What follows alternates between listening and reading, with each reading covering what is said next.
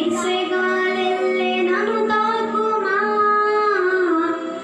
జీవనదిలాగా ప్రవహించుమా.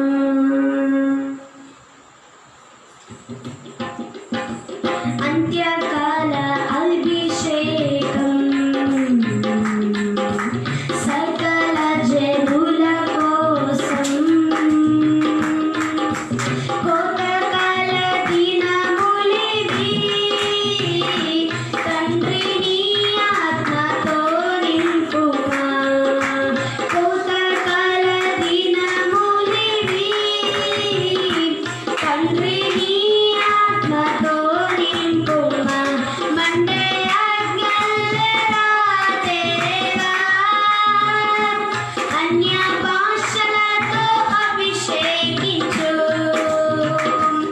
ఎగిసేగాలెల్లే నన్ను తాకుమా, జీవనదిలాగా ప్రవహించుమా. మండే ఆజ్ఞలరా దేవా, అన్య భాషలతో అభిషేకించు. ఎగిసేగాలెల్లే నన్ను తాకుమా, జీవమారమ్మై ప్రవచించెదా. ఎముకల లోయలలో గొప్ప సైన్యమునే చూడగా, నీ అధికారం దయచేయుమా. జీవమారమ్మై ప్రవచించెదా. ఎముకల లోయలలో గొప్ప సైన్యమునే చూడగా, నీ అధికారం దయచేయుమా. జీవమారమ్మై ప్రవచించెదా. మండే ఆజ్ఞలరా దేవా, అన్య భాషలతో అభిషేకించు. ఎగిసేగాలెల్లే నన్ను తాకుమా, జీవమారమ్మై ప్రవచించెదా. మండే ఆజ్ఞలరా దేవా, అన్య భాషలతో అభిషేకించు. ఎగిసేగాలెల్లే నన్ను తాకుమా, జీవనదిలాగా ప్రవహించుమా. కర్మెలు కొండపైన గొప్ప మేఘమే ఆవరించగా, ఆహాబు భయపడిన, అగ్నివర్షము కుమ్మరించగా. కర్మెలు కొండపైన గొప్ప మేఘమే ఆవరించగా, ఆహాబు భయపడిన, అగ్నివర్షము కుమ్మరించగా. మండే ఆజ్ఞలరా దేవా, అన్య భాషలతో అభిషేకించు. ఎగిసేగాలెల్లే నన్ను తాకుమా, జీవమారమ్మై ప్రవచించెదా. మండే ఆజ్ఞలరా దేవా, అన్య భాషలతో అభిషేకించు. ఎగిసేగాలెల్లే నన్ను తాకుమా, జీవనదిలాగా ప్రవహించుమా. సీనాయి పర్వతమందు అగ్నిపోదవలె నిన్ను చూడగా, ఓ ఇశ్రాయేలు దైవమా, నాతో కూడా ఉన్నవాడా. సీనాయి పర్వతమందు అగ్నిపోదవలె నిన్ను చూడగా, ఓ ఇశ్రాయేలు దైవమా, నాతో కూడా ఉన్నవాడా. మండే ఆజ్ఞలరా దేవా, అన్య భాషలతో అభిషేకించు.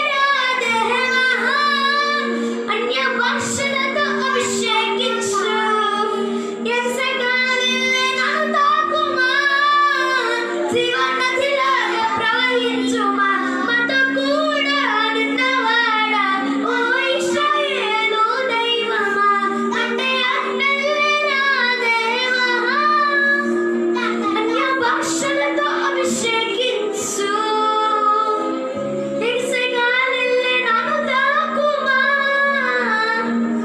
జీవనదిలాగా ప్రవహించుమా సీనాయి పర్వతమందు అగ్ని పొదవలె నిన్ను చూడగా ఓ ఇశ్రాయేలు దైవమా మాతో కూడా నున్నవాడా యేసు రక్తమే మాతో కూడా నున్నవాడా మాలోకి దిగి వచ్చిన వాడా స్తోత్రం. మండే అన్నెల్లరా దేవా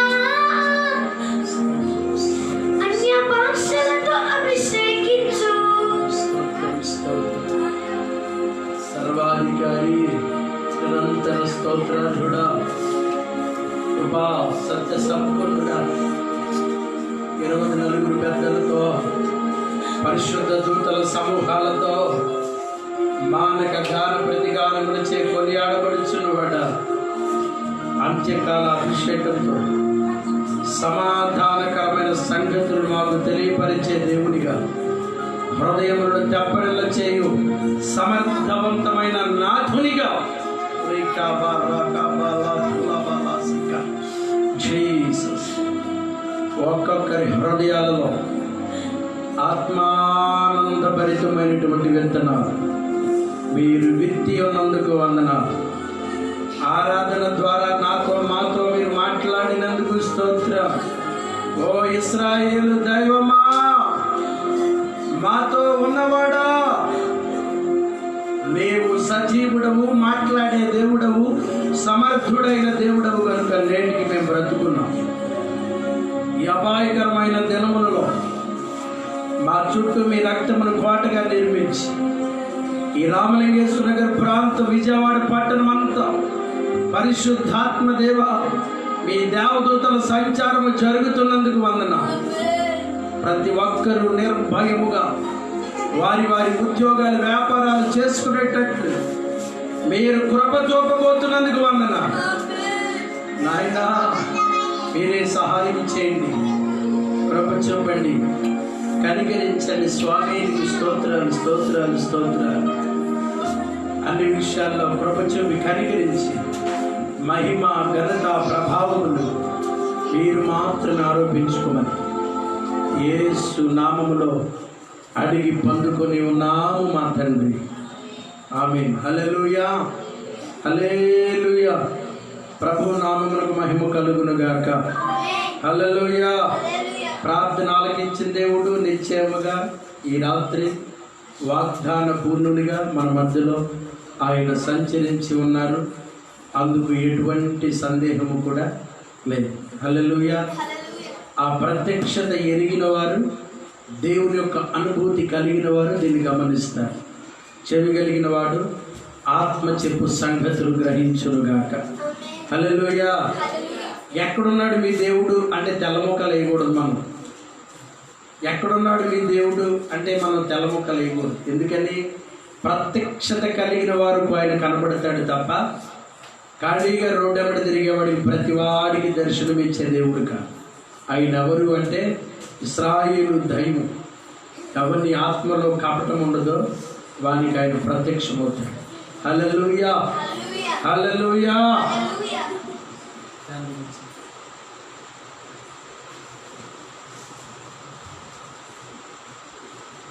తొమ్మిది విషయాలు ప్రభువుని గురించినటువంటి సంపూర్ణమైన విషయాలు మనం నేర్చుకుంటూ వచ్చాం.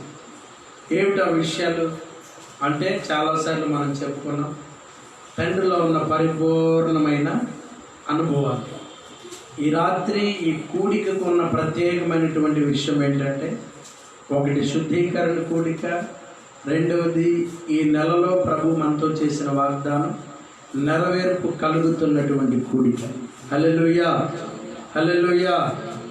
ఈ ఆరాధన ముగించేలోపు వాగ్దానం నెరవేరునట్లు ప్రభు ప్రతి ప్రణాళికను నిర్మించునుగాక. ఆమేన్. హల్లెలూయా. హల్లెలూయా. విశ్వాసంతో రెండు చేతులతో ప్రభువుకు స్తోత్రం చెల్లిద్దాం. స్తోత్రం స్తోత్రం స్తోత్రం స్తోత్రం స్తోత్రం స్తోత్రం. ఆయన ఎవరు అంటే వాగ్దాన పూర్ణుడు, మనకి బాగా తెలుసు. ఆయన ఎవరు అంటే శుద్ధీకరణను ప్రేమించేవాడు, అంటే ఆయనలో పవిత్రత పరిశుద్ధాత్మ తప్ప రెండవది ఏది కూడా ఉండదు. ఆయన శుద్ధీకరణ ప్రేమిస్తాడు. అయితే మనం చెప్పుకున్న 9 విషయాల్లో 10వ విషయం ఒకటి మిగిలిపోయింది. ఆయన ఎవరు అంటే ఎగ్జామినర్ అని చెప్పాను. ఆయన ఎవరంట? ఎగ్జామ్ ఎగ్జామినర్ అంటే పరిశీలకుడు, తెలుగులో అర్థం ఏం పేరంట? పరిశీలకుడు, పరీక్షించేవాడు. దీనికి దగ్గరగా ఉండే పదం ఇంకొకటి ఏంటంటే టెస్టర్ అంటాం. టెస్టర్ అంటే ఇప్పుడు మనం కరెంటు బోర్డులో పెడతాం, ఏం టెస్ట్ చేస్తాం? కరెంట్ ఉందో లేదో అని చూస్తాం. టెస్టర్ అంటే పరీక్షించేవాడు. రెండు పదాలు దగ్గరగా ఉంటాయి. ఎగ్జామినర్, టెస్టర్ అంటే ఎవరు అంటే పరిశీలన చేస్తాడు. యెహోవా కనుదృష్టి లోకమందంతటా పరిశీలన చేస్తుందంట. ఎందుకు? ఎవరైనా ఆయన యందు భయభక్తులు కలిగిన వారు కనబడతారేమో, కనబడితే వారికి రాజ్యాధికారం ఇద్దామని, కనబడితే వారిని ఆశీర్వదిద్దామని, కనబడితే వారి జీవితంలో వాగ్దానాన్ని నెరవేరుద్దామని, కనబడితే వారి పట్ల ఉన్నతమైన ఉద్దేశాలు ప్రణాళికలన్నీ నెరవేర్చుదామని ప్రభు కోరుకుంటున్నాడంట. ఏమని? తన యందు యథార్థమైన హృదయం కలిగిన వారిని, తన యందు భయభక్తులు కలిగిన వారు, ఎవరైనా దేశంలో నమ్మకస్తులైన వారు కనబడతారేమో, ఆ నమ్మకస్తులైన వారిని ఆశీర్వదిద్దామని యెహోవా కనుదృష్టి అంతా లోకమందంతటా సంచరిస్తుంది. అంటే దాని అర్థం ఏంటంటే పరిశీలన చేస్తుంది. ఈ మాట చెప్తాం. ఏం చేస్తుందంట? పరిశీలన చేస్తుంది. ఎందుకంటే పరిశీలన చేయాలి? దేనికి? ఒక సిమెంట్ కొట్టు దగ్గరికి వెళ్తాం, కేసీపీ సిమెంట్ అడుగుతాం, వద్దు వేరేది ఏదైనా తీసుకెళ్ళమన్నాడు. వద్దు, మాకు రేట్ ఎక్కువైనా కేసీపీనే కావాలి, ఇసుక ఎక్కువ కలుస్తుంది, గట్టిగా ఉంటుంది, మాకు రెండో సిమెంట్ వద్దు అన్నాం. ఎందుకంటే అది పరీక్షించారు, చాలామంది వాడుతున్నారు. ఎక్కడ చూసినా ఆంధ్రప్రదేశ్లో కేసీపీ సిమెంట్ ఎక్కువగా కనబడుతుంది. ఒక సిమెంట్ విషయంలోనే నాణ్యత కలిగింది, బలమైనది, ఎక్కువ సంవత్సరాలు ఉండేది కావాలనుకుంటున్నాం కదా. యుగ యుగాలు ప్రభుతో ఉండాలంటే ఎంత భక్తిపరులైన వారిని ప్రభు వెతుకుతాడో మీరు ఆలోచన చేయాలి. హల్లెలూయా. ఒక 30-40 సంవత్సరాలు ఉండి తర్వాత పడేసి కట్టుకునే ఇల్లుకే 100 సంవత్సరాలు ఉంటే దాన్ని మ్యూజియంలో పెట్టి చూస్తాం. ఎందుకని? 100 ఏళ్ళు అయిందంట ఈ ఇల్లు కట్టి.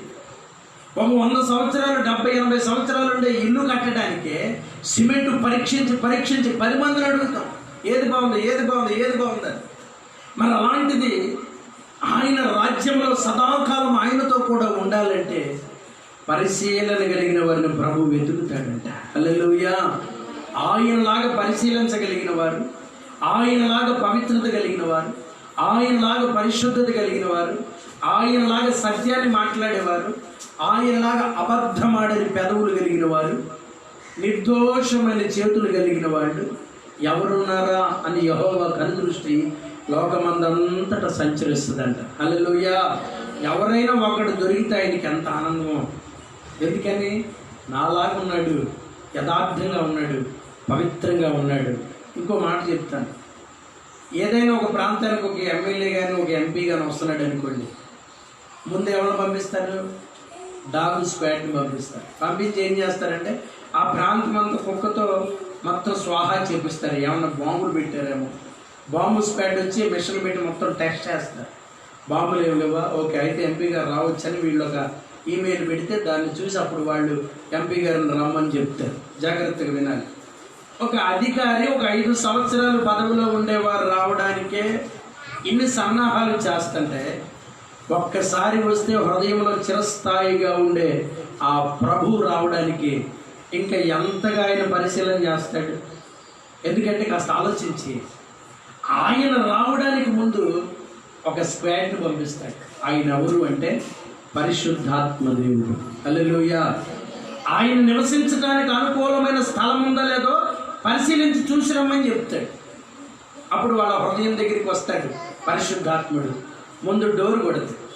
డోర్ కొట్టినప్పుడు వాళ్ళు తీసే అనుభవంలో ఉన్నారా, లేదా మొట్టమొదటి పరిశీలిస్తాడు. వాళ్ళు డోర్ కొట్టంగానే ఓపెన్ చేస్తున్నారా అంటే ప్రభు దర్శించగానే పరిశుద్ధాత్మ ప్రత్యక్షత వారిని తాకగానే వారు స్పందిస్తున్నారా లేదా, లేదంటే మొండిగా అలా విడిచిపెట్టేస్తున్నారా, మాకు కాదిలే ఉపదేశం అన్నట్లుగా వెళ్ళిపోతున్నారా, మాకు కాదిలే భక్తి అన్నట్లుగా వెళ్ళిపోతున్నారా, ఏదో ఆదివారం ప్రసంగం అన్నట్లుగా వెళ్ళిపోతున్నారా. ముందు పరిశుద్ధాత్ముడు టెస్ట్ చేస్తాడు. ఎందుకు పరీక్షించాలి పరిశుద్ధాత్ముడు అంటే, దేవాది దేవుడు, సర్వలోకనాథుడు, భూమి ఆకాశమును సృజించిన వాడు, ఆచరణ బ్రహ్మచారి, కామక్రోధ మదమోహమాశ్చర్యము లేనివాడు, పవిత్రుడు, నిర్దోషి, నిష్కల్మషుడైనటువంటి దేవుడు, పాపుల్లో చేరక ప్రత్యేకించబడిన వాడు, ఇంటి ప్రధాన యాజకుడు, మనకు సరిపోయిన వాడని 24 మంది పెద్దలతో, పరిశుద్ధ దూతల సమూహాలతో, 6 రెక్కలతో, కెరూబులు, శరాపులు వాటికి కలిగిన 2 రెక్కలచే ముఖమును కప్పుకొంచు, 2 రెక్కలచే కాళ్ళు కప్పుకొనుచు, 2 రెక్కలచే ఎగురుచు, యెహోవా పరిశుద్ధుడు పరిశుద్ధుడు పరిశుద్ధుడు అని మానక గాన ప్రతిగానములు చేస్తూ స్తుతించబడుతున్న దేవుడు ఆయన. ఎవరు సమీపించలేని తేజస్సులో నివసించే దేవుడు, నరుడు కన్నులతో చూడలేనటువంటి దేవుడు, అంత మహామహిమ కలిగిన దేవుడు ఒక మనిషిలో నివాసం చేయాలంటే ఎన్ని పరిశీలనగా చూస్తాడో మీరు ఆలోచన చేయాలి. ఒకరి జీవితంలో వాగ్దానం నెరవేరాలన్నా, ఒకడు దేవుని ఆత్మచేత దర్శించబడాలన్నా పరిశుద్ధాత్మ అనుభవాలు కలిగిన వాడై ఉండాలి. దేవుని ఆత్మ దర్శించినప్పుడు లోబడే తత్వం కావాలి, పశ్చాత్తాపం కలిగిన హృదయం కావాలి. ఇవేమీ లేకుండా ఏదో మేము కూడా అందరిలాగా భక్తి చేస్తున్నాం అన్న ఆలోచనలో ఉంటే తస్మాత్ జాగ్రత్త, అది దేనికి కూడా పనికిరాదు. ఈ లోకం వరకు మనల్ని రక్షించగలుగుతుందేమో కానీ పరలోకంలో తేలిపోయేటట్లు చేస్తాం. ఎవరు ఆయన ఎదుట నిలబడగలరు అంటే మత్సైనను, మడతైనను, డాగైనను, కల్మషమైనను మరి ఏదైనను లేని పరిశుద్ధులు మాత్రమే ఆయన ముందు నిలబడతారు. మనకి ఎక్కడైనా కనీసం 2 రంగులు ఉన్నాయి, అక్కడ ఏ రంగు ఉండదంట, తెల్లని మహిమతో ఉంటాడు. ఆ మహిమ ఎదుట నిలబడినప్పుడు మనలో ఏదన్నా ఒక అబద్ధం అనే మచ్చ ఉందనుకోండి, లేక అసూయ అనే మచ్చ ఉందనుకోండి, అంత పరిశుద్ధత మధ్యలో కనబడిపోతుంది. వెళ్ళాక చూడు ఇతని మీద అబద్ధం అనే మచ్చ ఉంది అని అందరూ మన వంక చూస్తారు.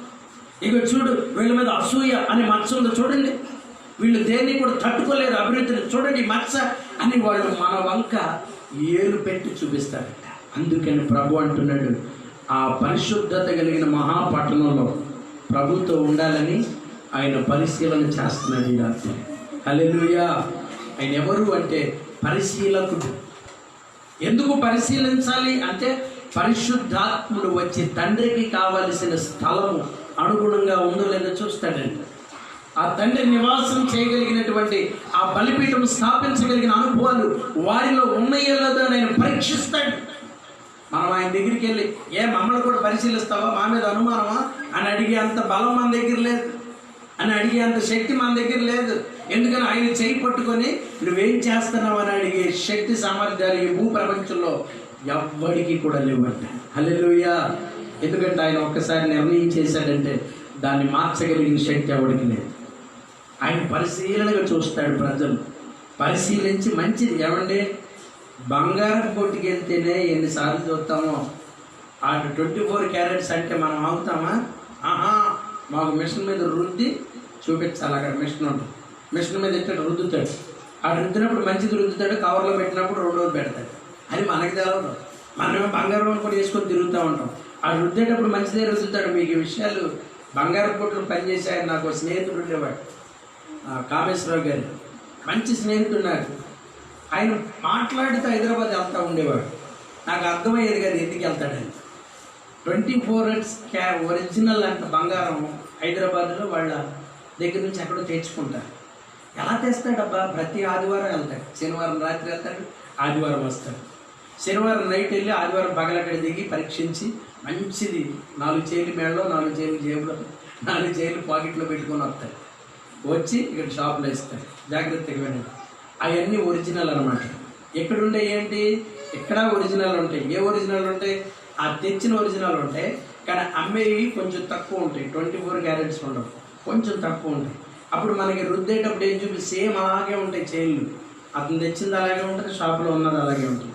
మనకి ఇచ్చేటప్పుడు ఏంటంట రుద్దుతాడు. మనం ఎంత నాణ్యమైనది కొనుక్కుంటున్నాం, ఎంత పెద్ద తేడా ఉండదు. ఒక 2 క్యారెట్లు తగ్గించి అమ్మాడు అనుకో, ఎంత లాభమో బంగారంలో. ఎక్కువ అవసరం లేదు. ఎంత 2 క్యారెట్లు తేడా ఉంటే కొన్ని వేలల్లో వాళ్ళకి లాభం ఉండదు. సేమ్ అదే చేత 2 చేపిస్తారు. ఒకటే ఒరిజినల్ ఉంటుంది, రెండోది కొంచెం తక్కువ ఉంటుంది. మనకి తెలియక అదే రుద్దాడు అనుకుని మనం తెచ్చేసుకుంటాం. బంగారమే అంత పరిశీలనగా చూస్తే మోసం చేస్తున్నారే. మనుషులు ఇప్పుడు బాగున్నారు కదా అని దేవుడు అంగీకరించాడు అనుకో, 10 రోజుల తర్వాత ఎలా ఉంటాడో తెలియదు. యాకోబుని అందుకే అన్నాడు, నువ్వు ఇశ్రాయేలే అన్నాడు, కానీ పూర్తిగా చెప్పలా. 2 అధ్యాయాలు పోయేపాటికి అయ్యగారు నడకంతా బయటపడింది. ఏమి నడక? కొడుకు చూస్తే కత్తులు పట్టి తిరుగుతున్నారు, కూతురు చూస్తేనేమో భయంకరమైన పరిస్థితుల్లో విచారంలో ఉంది. యాకోబు మీద దేవుడికి విసుగు వచ్చేసింది. ఆఖరి అవకాశం ఇచ్చాడు. యాకోబు, నువ్వు గుణపడాలంటే నేను బాగా పరిశీలించాను అబ్బాయి, నీకు ఒక్క అవకాశం ఇస్తాను. ప్రభా చెప్పయ్యా, ఇక నీ అవకాశం నువ్వేం చెప్తా చేస్తానన్నాడు. మొత్తం తీసేసి మస్తకి వృక్షం కింద మీరు పాతి పెట్టి నిర్దోషంగా నా ఎదురు నిలబడ్డాను. నేను అప్పుడు నేను మళ్ళీ అసలు వెంటనే చేశాడంటే వెంటనే దేవుడు అన్నాడు, నువ్వు నిజముగా నిజమైన ఇశ్రాయేలు ఎవడు అంటే వెంటనే లోబడతాడు దేవుని మాట. దాంట్లో అరామరా ఉండదు, పోస్ట్ పోన్ చేయడు, వచ్చే నెల అంటావు. అయ్యా బాప్తిజం ఎప్పుడు తీసుకుంటావు అన్నావు అనుకో, 2 నెలలు పోయిన తర్వాత తీసుకుంటానండి. బాప్తిజం ఎప్పుడు తీసుకుంటావు అన్నావు అనుకో, 3 నెలలు పోయిన తర్వాత తీసుకుంటా. పోస్ట్ పోన్ చేసేవాడు నిజమైన ఇశ్రాయేలు కాదు. నిజమైనటువంటి దేవుని కుమారుడు ఎలా ఉంటాడంటే దేవుని పరిశీలనలోనికి వచ్చినప్పుడు దేవుని మాటలు వెంటనే అంగీకరిస్తాయి. హల్లెలూయా. వెంటనే లోబడతాడు ఆ మాటకి. మనుషుల వైపు చూడు, భార్య వైపు, భర్తల వైపు, పిల్లల వైపు. పిల్లలు ఏమనుకుంటారు, వాళ్ళకి పెళ్ళిళ్ళు అవుతాయో లేదో, నేను ఈ మతం తీసుకుంటే నా పిల్లలకి పెళ్ళి అవుతుందో లేదో, ఇటువంటి మనసు ఉంటుంది చాలామందికి. మా ఊళ్ళో నాకు తెలిసిన ఒక ఫ్యామిలీ ఉన్నారు. 48 సంవత్సరాల క్రితం ప్రభువు నమ్ముకున్నారు. కులం చెప్పకూడదు కానీ వారు కులానికి కమ్మవారు. 48 సంవత్సరాల క్రితం ప్రభువు నమ్ముకున్నారు. నమ్ముకున్నాక పిల్లలు పుట్టారు, పిల్లలు చేతికి వచ్చారు, పిల్లలకి వయసు వచ్చింది. 30 సంవత్సరాలు వచ్చేసినాయి కొడుక్కి, కూతురికి 26 సంవత్సరాలు వచ్చేసాయి. పెళ్ళిళ్ళు అవ్వట్లేదు.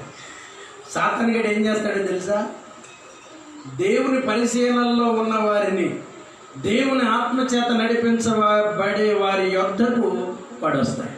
అందరి దగ్గరికి వెళ్ళడం, ఆడితో పాటు తిరిగేవాడి దగ్గరికి వెళ్ళాల్సిన పని ఉంది. వాడు ఎలా ఉంటాడు అలా ఉండేవాడి దగ్గరికి వెళ్ళాల్సిన పని లేదు. దేవుని పిల్లల దగ్గరికి వస్తాయి. విచిత్రం ఏంటో తెలుసా? ఆమె దగ్గరికి వచ్చి ఒక రాత్రిపూట శోధించడం ప్రారంభించాడు. నువ్వు అనవసరంగా ప్రభువుని నమ్ముకున్న 30 సంవత్సరాలు అయింది అంటే ఇప్పుడు 42 ఏళ్ళు లేండి, అప్పుడు 30 సంవత్సరాలు. 12 ఏళ్ల క్రితం జరిగిన సంగతిని చెప్తున్నా మీకు. 2008లో ఆమె దగ్గరికి వచ్చి అంటాడు, నువ్వు అనవసరంగా ప్రభువుని 30 సంవత్సరాల నుంచి ఆరాధిస్తున్నావు. నువ్వు పుట్టిన కుల ప్రాతిపదిక ఏమిటి, నీ బంధువర్గం ఏమిటి, అసలు వాళ్ళు ఎంత భక్తిపరులు, ఊళ్ళో రామాలయం కట్టించారు, మంచి భక్తిపరులు, మఠం కట్టించారు, మఠాధిపతులు వాళ్ళు. మరి ఇంత భక్తి కలిగిన కుటుంబంలో పుట్టి నువ్వు ప్రభువుని నమ్ముకున్నావు, దేవుడు నీకు ఏం చేశాడని రాత్రిపూట వచ్చి మాట్లాడుతున్నాడంట సాతాను. ఆమె ఒక మాట చెప్పింది, నా పిల్లలకి పెళ్ళిళ్ళు అవ్వకుండా ఒకవేళ ఇలా మిగిలిపోయి మేము ఎందుకు పనికిరాని వారం అయిపోయినా మా దేవుడు మాకు కావాలని చెప్పింది. హల్లెలూయా. దేవుని ఆత్మ ఎంత సంతోషించుంటుందంటే దేవుని బిడ్డలారా, ఆ 2 పిల్లలకి మంచి వివాహాలు ఆ సంవత్సరం. ఎంత విచిత్రం చూడండి. అదే సంవత్సరం ఒక్క నోటి మాట దేవుడు విన్నాడు. అదే సంవత్సరం 2 బిడ్డలకి మంచి సంబంధాలు దొరికాయి. ఒకళ్ళు ఫారెన్లో ఉంటారు, ఒకళ్ళు హైదరాబాద్లో ఉంటారు. వెల్ సెటిల్డ్ అనమాట. అప్పుడు దాకా వాళ్ళ జీవితాల్లో స్థిరత్వం లేదు. దేవుడు అపవాదిని పంపిస్తాడు నీ దగ్గరికి. ఎందుకో తెలుసా? పరిశీలన చేయడానికి. నీ ఆశీర్వాదాలన్నీ గుమ్మం దగ్గర పెట్టి గుమ్మం లోపలికి వాడిని పంపిస్తాడు. నువ్వు ఒకవేళ ఆ పరీక్షలో ఫెయిల్ అయితే గుమ్మం దగ్గర ఆశీర్వాదాలు పక్కింటికి వెళ్ళిపోతాయి. సాతానుగా నవ్వుకుంటా గంతులు వేసుకుంటా వెళ్తాయి. గుమ్మం దగ్గర పెడతాడు ఆశీర్వాదాలు. దేవుని బిడ్డ జాగ్రత్తగా వినండి. దేవుని పరిశీలనలోకి వచ్చినప్పుడు సాతానుని దేవుడే అనుమతిస్తాడు. చూడండి, మొదటి దినవృత్తాంతాలు 28వ అధ్యాయం 9వ వచనం చదవండి దయచేసి. త్వరగా 4-5 రిఫరెన్స్లు ఉంటాయి, త్వరగా అందించాలి. మొదటి దినవృత్తాంతాలు 28:9.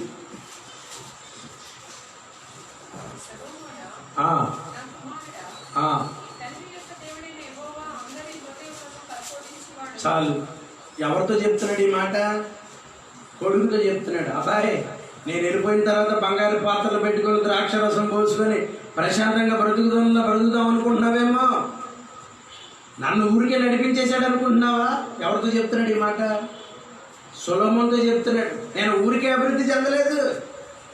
నేను భక్తి చేస్తే భక్తికి తగినటువంటి ప్రతిఫలాన్ని అందరి హృదయాలను పరిశీలించే దేవుడు నాకు అనుగ్రహించాడు. హల్లెలూయా. ఒకవేళ నువ్వు కాలు అటు ఇటు వేసావనుకో, వేసాడు. కొంతకాలం దేవుళ్ళో ఉన్నాడు. కొంతకాలం తర్వాత అన్యుల భార్యను పెళ్లి చేసుకొని భ్రష్టుడైపోయాడు సొలొమోను. చెప్పాడు దావీదు, అబ్బాయి నిలబడటం చాలా కష్టం. నేను త్వరగా గుణపడ్డాను. ఎంత త్వరగా అంటే నాతాను ప్రవక్త రాగానే చిరస వహించాడు. నేను రాజుని, నువ్వేవాడు పాసం నాకు చెప్పడానికి అనుంటే దావీదు చరిత్ర అయిపోయింది అక్కడితో. ఒక్క మాట నాతానుతో వ్యతిరేకంగా మాట్లాడుంటే దావీదు సింహాసనం పడద్రోయబడి ఇంకొకటి చేతికి వెళ్ళిపోయింది. కానీ దేవుడు ఆ తగ్గింపుని చూశాడు దావీదులో. దేవుని వాక్కు తన దగ్గరికి రాగానే ఆ పరిశీలనకు లోబడే మనస్తత్వం. ప్రభు నన్ను పరిశీలిస్తున్నాడు, నాలో ఏదో మచ్చ ఉంది కనుక నాకు ఈ శ్రమను అనుమతించాడు అని తెలుసుకునే ఆత్మజ్ఞానం ఈ రాత్రి ప్రభు మనకు అనుగ్రహించును గాక. హల్లెలూయా. అవన్నీ తెలిసి సొలొమోనుతో చెప్తాడు, సొలొమోన్, నేను వెడలిపోయే సమయం వచ్చింది. నువ్వు సరిగ్గా లేకపోతే నాతో నిబంధన చేశాడు కనుక ఎవరినొకొకరు నిలబెట్టుకుంటాడు. కానీ నీ ప్రవర్తన మాత్రమే నిన్ను నడిపిస్తుంది. నేను ఎలాగైతే ఆజ్ఞానుసారంగా బ్రతికానో నువ్వు కూడా అలాగ బ్రతకాలి. ఆయన అందరి హృదయములను పరిశీలించేవాడు. హల్లెలూయా. ఏదో రాజు కదా అని చెప్పి నిన్ను వదిలేసి కింద పనులను పరిశీలించడం, ఏదో రాజు కదా అని నిన్ను వదిలిపెట్టేసి మంత్రుల హృదయాలు పరిశీలించి సరిపెట్టుకునే దేవుడు కాదు మన ప్రభువైన యేసుక్రీస్తు.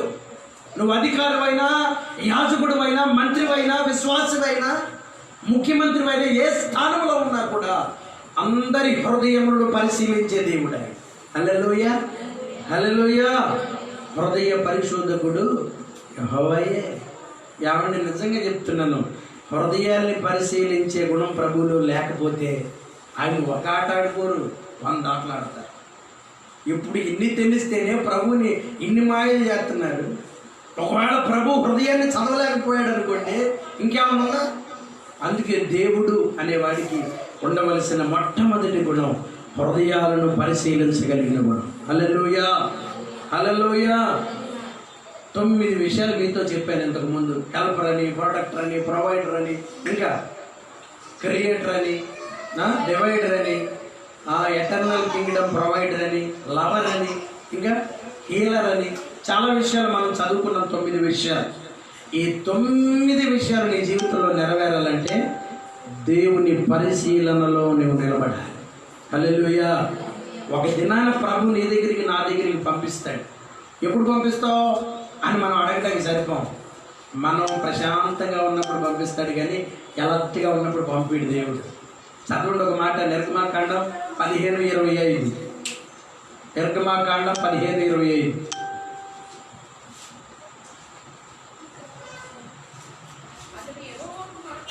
అతడు యెహోవాకు మొరపెట్టును, చెట్టును చూపెను.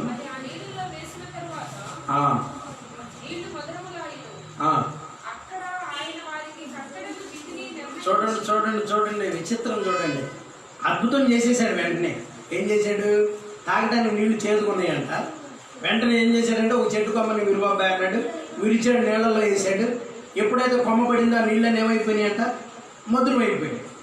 అద్భుతం చేసి పరిశీలిస్తాడంట మనల్ని. హల్లెలూయా. ఎందుకో చెప్తాను, చదవాలి. కంటిన్యూషన్.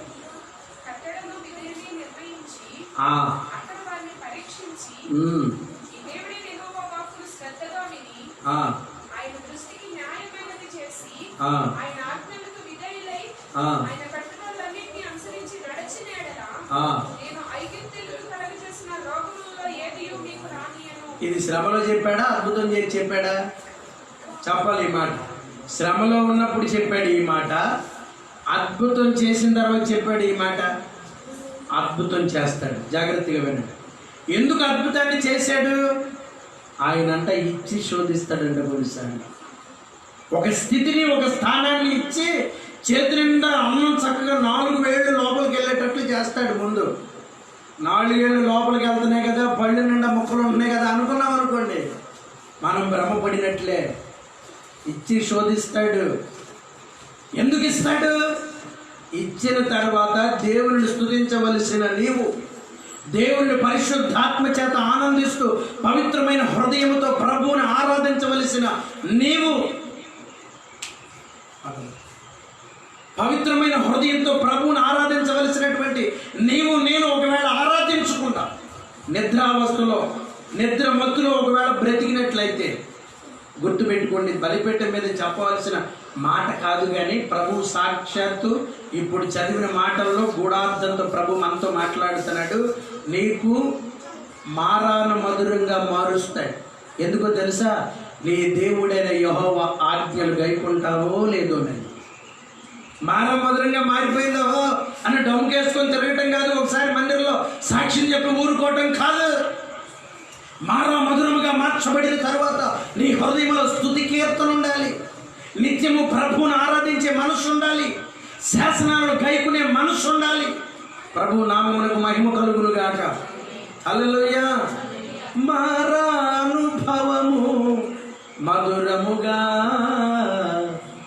మార్చగలవు నీవు, వాగ్దాన ఫలము అనుభవింప నీ కృపతో నన్ను నింపితివా. మహోన్నతుడా నీ కృపలో నేను నివసించుట నా జీవిత ధన్యతయున్నది. ఆకువాడక ఆత్మఫలములు ఆనందముతో ఫలించనా, వాగ్దాన ఫలము అనుభవింప నీ కృపలో నన్ను దాచితివా. హల్లెలూయా. మారాను మధురంగా ఎందుకు మారుస్తాడంటే, తరువాత దేవుడు నా జీవితంలో మధురంగా మార్చాడు కదా అని ప్రభువునే విడిచిపెట్టి తిరుగుతావని కాదు, ఆయన ఇచ్చి శోధిస్తాడు. ఈ మాట ఈ రాత్రి అందరి హృదయాల్లో నా దేవుడు ముద్రించునుగాక. హల్లెలూయా. ఏం చేస్తాడంట? ఇచ్చి శోధిస్తాడు. భయభక్తులు కలిగినటువంటి జీవితాన్ని ప్రభు కోరుకుంటాడు. ఏదో ఇప్పుడు బాగుంది కదా, 4 ఏళ్ళు లోపలికి వెళ్తానే సంతోషంగా, ఇంతకుముందు సైకిల్ మీద వెళ్ళేవాళ్ళం, దేవుడు కారు ఇచ్చాడు, బండి ఇచ్చాడు, విమానాల్లో తిరుగుతున్న స్థితిని పెంచుతాడు. ₹1 కలిగిన తర్వాత ఇష్టానుసారంగా టీవీగా డిగ్నిటీగా తిరుగుతూ ఉన్నాం అనుకో, ప్రభు అంటాడు నీ డిగ్నిటీని నా ముందు కాదు, మందిరానికి వచ్చినప్పుడు నువ్వు ఎట్లా ఉండాలో తెలుసా? బహు తగ్గింపు కలిగిన వాడు అయి ఉండాలి. హల్లెలూయా. దేవుని సన్నిధిలో కురూపిగా ఉండాలి. దావీదు అంటాడు, అయ్యా ఆకాశమందు నీవు నాకుండగా ఈ లోకంలో నాకేది ఒక రాజు అండి ప్రార్థన చేస్తున్నాడు, ఒక పెద్ద సంస్థానానికి అధిపతి. మనం గట్టిగా ఇంట్లో 4గురికి అధిపతి అయి ఉంటాం, మహా అయితే 2-3 అధిపతి అయి ఉంటాం. మనకు సమయం ఉండట్లా. దావీదు అంత పెద్ద రాజ్యం, సైన్యం, భారం 7 మార్లు స్తుతించేవాడంటే. మీరు అంటారా వాళ్ళకంటే పనిచేసేవాళ్ళు ఉన్నారండి? అట్లాగే ఉండదు. ఎంత చెట్టుకి అంత గాలి, అంత రాజ్యం పరిపాలించేవాడికి పని ఎలా ఉంటుందంటే, ఎవడొచ్చి పడతాడో చూసుకోవటమే కష్టం. ఎవడొచ్చి శత్రువు వచ్చి పడతాడో. మనం అనుకున్న డబ్బు ఉన్నవాడికి ఎంత సుఖమో, పాలరాతి బండ్ల మీద కూర్చుంటాడని మనం అనుకుంటామా? అసలు మనమే ప్రశాంతంగా పడుకుంటాం 8 గంటలు, వాడు 2 గంటలు కూడా నిద్ర పట్టడానికి. తెల్లారి లెగితే ఎవడి మీదకి మనం పోటీకి వెళ్దాం. ఈ యాక్షన్ జరుగుతుందంటే అక్కడికి వెళ్ళి ఏ ఆస్తి పాడుకొద్దాం, ఇది పాడుకొద్దాం, అది పాడుకొద్దాం. ఇదే మనసు. ఎవరిని ధనం చూడు ధనం ఎక్కడ ఉంటుందో వారి మనసు అక్కడ ఉంటుందంట. అందుకే దేవుడు పరిశీలిస్తున్నాడు ఈ రాత్రి. నీ మనసు ప్రభు మందిరం మీద, సన్నిధి మీద ఉన్నట్లయితే నువ్వు ధన్యుడు, ధన్యురాలువి. పరిశుద్ధాత్ముడు నీ యొద్దకు వచ్చి తండ్రికి సిఫార్సు చేయబోతున్నాడు. ఇతడు యోగ్యుడు. హల్లెలూయా. చెప్పాలి. ఏమని సిఫార్సు చేస్తాడంట? ఇతడు యోగ్యుడు. He is eligible. సెంట్రల్ నుంచి మనకి టీం వస్తుంది, ఎప్పుడు కూడా స్టేట్కి పంపిస్తారు. దేనికి? ఆ సెంట్రల్ నుంచి టీం వచ్చినప్పుడు స్టేట్లో వాళ్ళంతా ఎలర్ట్ అయిపోతారు. మామూలుగా 11 గంటలకి డ్యూటీకి వచ్చి ప్రభుత్వ అధికారులు ఉంటారే, 9 గంటలకి తెల్లబట్టలు వేసుకొని పౌడర్ రాసుకొని నిలబడతారు. అక్కడ ఉన్న ప్యూన్ అనుకుంటాడు, ఈ మామూలుగా 11 వస్తాడు, సెంట్రల్ నుంచి టీం వస్తుందంటే 9ంటికి వచ్చాడే వాళ్ళ అని తిట్టుకుంటూ ఉంటాడు. టీం వస్తుంది సెంట్రల్ నుంచి అంటే ఎలా ఉంటారు? ఎలక్ట్ అయిపోతారు. ఎందుకంటే వీళ్ళెళ్ళి మోడీకి చెప్పాలి, పలానా రాష్ట్రంలో బాగానే జరుగుతున్నాయండి, అన్నీ శుభ్రంగానే ఉన్నాయి అని వీళ్ళు రిపోర్ట్ ఇస్తే అప్పుడు సెంట్రల్ వీళ్ళ మీద పడకుండా ఉంటుంది అనమాట. పరిశుద్ధాత్ముడు కూడా మన దగ్గరికి ఎందుకు వస్తాడంటే తండ్రికి సిఫార్సు చేస్తాడు. తండ్రి, నేను ఇతన్ని చూశాను, ఇతని దగ్గర కాపటం లేదు, అబద్ధం లేదు, అపవిత్రత లేదు, ఏ విధమైన నెగిటివ్ లేదు, ఇతడు పాజిటివ్ అన్నప్పుడు ఆయన ఏం చేస్తాడంటే విడుదల చేస్తాడు. హల్లెలూయా. ఒక వాగ్దానం యొక్క ప్రతిఫలాన్ని నీవు నేను అనుభవించాలంటే తల బద్దలు పట్టుకున్న పని అవుతుంది కొన్నిసార్లు. ఇర్మియాతో దేవుడు అంటారు, ఇర్మియా నువ్వు కొట్టుకొని తల పగిలిపోతాయా, నరాలు చిట్లిపోతాయి, కానీ నేను నీ ప్రార్థన విన్నాను. ఇర్మియాకి మెంటలు వచ్చేసింది. ఎంత ప్రార్థన చేస్తుంటే విన్నంటాడేంటి? మామూలు ప్రార్థన చేయలే ఇర్మియా, అసలు అన్నం లేదంట, ఖాళీ గడుపుతో కూర్చొని కొన్ని రోజులు ప్రార్థన చేశాడంట. నువ్వు వీళ్ళని దయచేసి అప్పగించొద్దు ప్రభువా, బబులోనికి మాత్రం వీళ్ళు పంపించొద్దయ్యా, చెరకు మాత్రం వీళ్ళు అప్పగించొద్దయ్యా, ఈ ఒక్కసారికి కరుణించయ్యాను మోషేని జ్ఞాపకం చేసుకున్నాడు. ఎంత ప్రార్థన చేసినా ప్రభు ఒక మాట అన్నాడు, ఇర్మియా నేను ఒక నిర్ణయం చేశాను, ఎందుకంటే వారి హృదయాలు పరిశీలించబడ్డాయి, వాళ్ళు నా దృష్టికి బహుఘోరమైన పాపాలు చేశారు. నేను చాలా ఓర్చుకున్నాను, ఎందుకంటే నిన్ను పుట్టించిన వాడిని, నీలో ఉన్నంత ప్రేమ నాలో ఉండదా? ప్రభు ఇలాగే మాట్లాడాడు, నీకంటే ఎక్కువ ప్రేమ కలిగిన వాడు నేను, కానీ వాళ్ళు దీవించబడాలంటే చెరకు అప్పగించాల్సింది. చాలా జాగ్రత్తగా వినండి. దేవుడు తన సొంత ప్రజలు ఎందుకు చెరకు అప్పగిస్తాడంటే పరిశీలన చేస్తాడు. మారుతారేమోనని అనేక అవకాశాలు ఇస్తాడు. దేవుని బిడ్డలారా, వాగ్దానం నెరవేరకపోతే నీ ఒక్కడికే నష్టం కాదు, నా ఒక్కడికే నష్టం కాదు, మనందరికీ తండ్రి అయిన ప్రభువుకి నష్టం. మళ్ళా చెప్తున్నాను, పలానా ఆఫీసులో పనిచేసే వాళ్ళు తప్పు చేశారంటారు కానీ పలానా వ్యక్తి అనరు, పలానా వాళ్ళ అబ్బాయి అని అంటారు కానీ ఈ బాబు అని పేరు పెట్టి పిలవరు. ఆ కుటుంబానికి ఆ యాజమాన్యానికి చెడు వస్తుంది కనుక వాళ్ళు ఒక అడుగు ముందుకు వేయాలి, తప్పదు. అప్పుడు వెంటనే ఏం చేస్తారంటే నిధుల్లో నుంచి తొలగిస్తున్నాం అని సస్పెండ్ చేస్తారు కొన్ని రోజులు, తర్వాత మనసు పుట్టి మళ్ళీ సర్లే రా అని పిలుస్తారు. మన ప్రభువు కూడా ఏంటంటే విడిచిపెడతాడు. ఎందుకంటే వాగ్దానం నెరవేరడానికి మనలో మార్పు చాలా అవసరం. అందుకే ప్రభు ఈ రాత్రి లేఖనాల ద్వారా మనతో చెప్తున్నాడు, నీకు ఇచ్చి శోధిస్తాడు. ఏమిస్తాడు? సమాధానం ఇచ్చి శోధిస్తాడు, క్షేమం ఇచ్చి శోధిస్తాడు. ప్రజలందరూ ఇబ్బందులకు గురవుతారు, నీకు ఎటువంటి ఇబ్బంది కలగనివ్వడు. ప్రజలందరూ బాధతో ఇబ్బంది పడతారు, నీకు ఎటువంటి బాధ కూడా కలగనివ్వడు. ఇవన్నీ ఎందుకు నీకు ఇస్తాడంటే వాటిని నిలబెట్టుకుంటామో లేదో, వాటిని బట్టి ప్రార్థన చేస్తామో లేదో. దేవుని బిడ్డలారా, ఈ రాత్రి ప్రభు ఇంకొక మాట చెప్తున్నాడు, ఆయన పరిశీలనలో నిలబడాలని నువ్వు అనుకుంటే, ఆయన ఆజ్ఞానుసారమైన జీవితాన్ని నేను చేస్తున్నాను అని నిజముగా నీకు నువ్వు చెప్పుకుంటే స్వపరిశీలన చేసుకోవాలి ఈ రాత్రి. హల్లెలూయా. ఏంటంట, ఎగ్జామినర్ మన దగ్గరికి వచ్చినప్పుడు మనం పర్ఫెక్ట్గా ఉండాలి అంటే సెల్ఫ్ ఎగ్జామినేషన్ అంటారు. అంటే అర్థం ఏంటి? మనం ఇప్పుడు పరీక్ష హాల్లోకి వెళ్తాం, లోపలికి వెళ్ళాక మన దగ్గర ఉన్న చీటీ తీసి మనల్ని బయటికి డీబార్ చేసే కంటే మనం చూసుకొని చీటీ బయట పడేసామనుకో, ఏదో పెట్టుకున్నాం తెలుసో తెలియకో, కాలర్లో 2 చీటీలు, జేబులో 2 చీటీలు పెట్టుకొని పరీక్షకి వెళ్తాం. ఏమో మంచోడు పడితే చూసి రాసుకోవచ్చేమన్నది. కానీ అక్కడికి వెళ్ళాక స్ట్రిక్ట్. మన ప్రభు ఎవరంట? కాపీలు కొట్టడాలు కంటే జాంతనే ప్రభు దగ్గర, వస్తే రైట్ లేకపోతే బయటకు వచ్చాడు. మన ఎగ్జామినర్ ఎలాంటి వాడు అంటే లంచాలు తీసుకునేవాడు కాదు, వస్తే రైట్ లేకపోతే గమ్మును బయటకు వచ్చాడు. అర్థమైపోయింది మనకి. మన ప్రభు రాజీ పడే మనసు కాదు. లడ్డు పట్టుకెళ్తానో, లేకపోతే పొంగడాలు పట్టుకెళ్తానో, బూందీ పట్టుకెళ్తానో, బెల్లం పట్టుకెళ్తానే, నా కుమారుడా మెచ్చాను పో, నువ్వు మళ్ళీ పద్ధతి చేసుకో, ఇది చేయమాకు అండవు. మన ప్రభు ఎవరంటే నిశ్చయముగా చిన్న మచ్చున్న తుడిచేయడానికి చూస్తాడు. అంత పరిశుద్ధుడు ఆ జన్మ బ్రహ్మచారి. హల్లెలూయా. తను బ్రతికి చూపించాడు ఈ లోకంలో. సెల్ఫ్ ఎగ్జామినేషన్ అంటే అర్థం ఏంటంటే మనం స్వపరీక్ష చేసుకోవాలి. బైబిల్లో స్వపరీక్ష చేసుకున్న వాళ్ళలో మొట్టమొదటి వ్యక్తి లేక స్వపరీక్షను అంతగా విస్తరింప చేసినటువంటి వ్యక్తి ఒక ఆయన ఉన్నాడు. ఆయన పేరు దావీదు. కొన్ని వాక్యాలు అతని గురించి మీకు చూపిస్తాను, చాలా జాగ్రత్తగా వినండి. ఎందుకు సెల్ఫ్ ఎగ్జామినేషన్ చేసుకోవాలంటే యోగ్యులమా కాదా మనకు మనమే చూసుకోవాలి. దేవుడి దగ్గరికి వెళ్ళాక యోగ్యుడని వచ్చానండి కాదా అని వెనక్కి వెళ్ళిపోవడానికి అవకాశం ఉండదు. అయితే అటు నొప్పులుకుండా లేకపోతే పర్వాలేదు, రెండు ఆప్షన్లు ఉంటాయి. తిరిగి మళ్ళీ భూమి మీదకి వెళ్తానంటే ఏమైనా ఉంటుందా? భూమిని మొత్తం తీసి పక్కన పడేస్తాడు.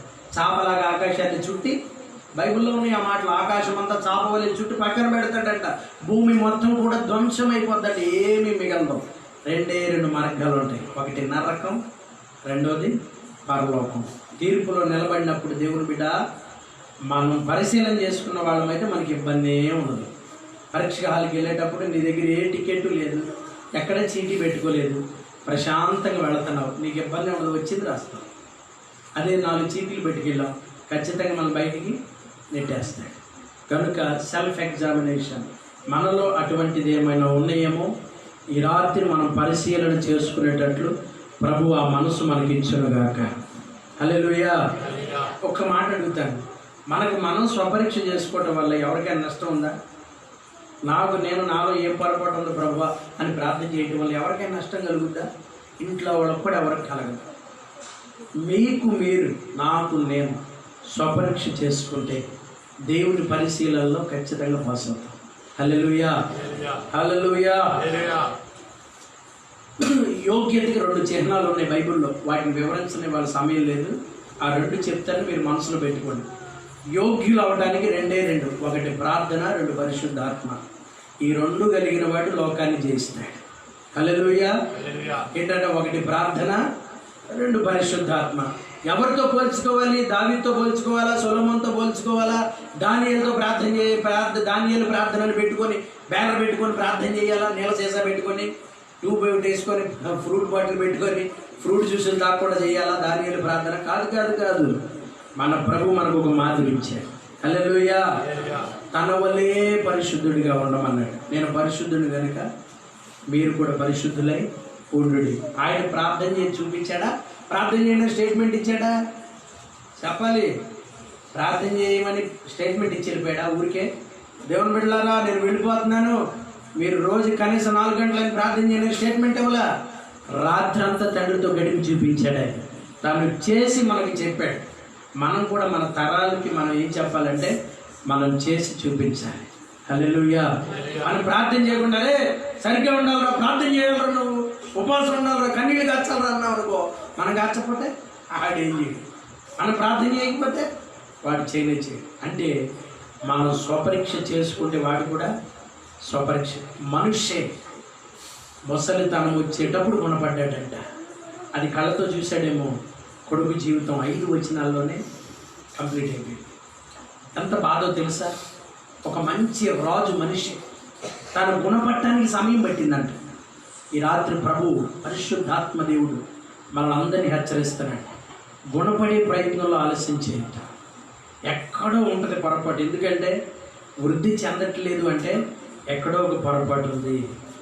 అందరికీ దేవుడు ఆలస్యం చేయడు. ఆయన ప్రణాళికలు కొన్ని వేరే ఉంటాయి, వాళ్ళకి ఆలస్యం చేస్తాడు. కానీ అందరికీ ఎప్పుడు దేవుని వాగ్దానాలు ఆలస్యం కావు. హల్లెలూయా. చదవండి యోబు గ్రంథం 13:23.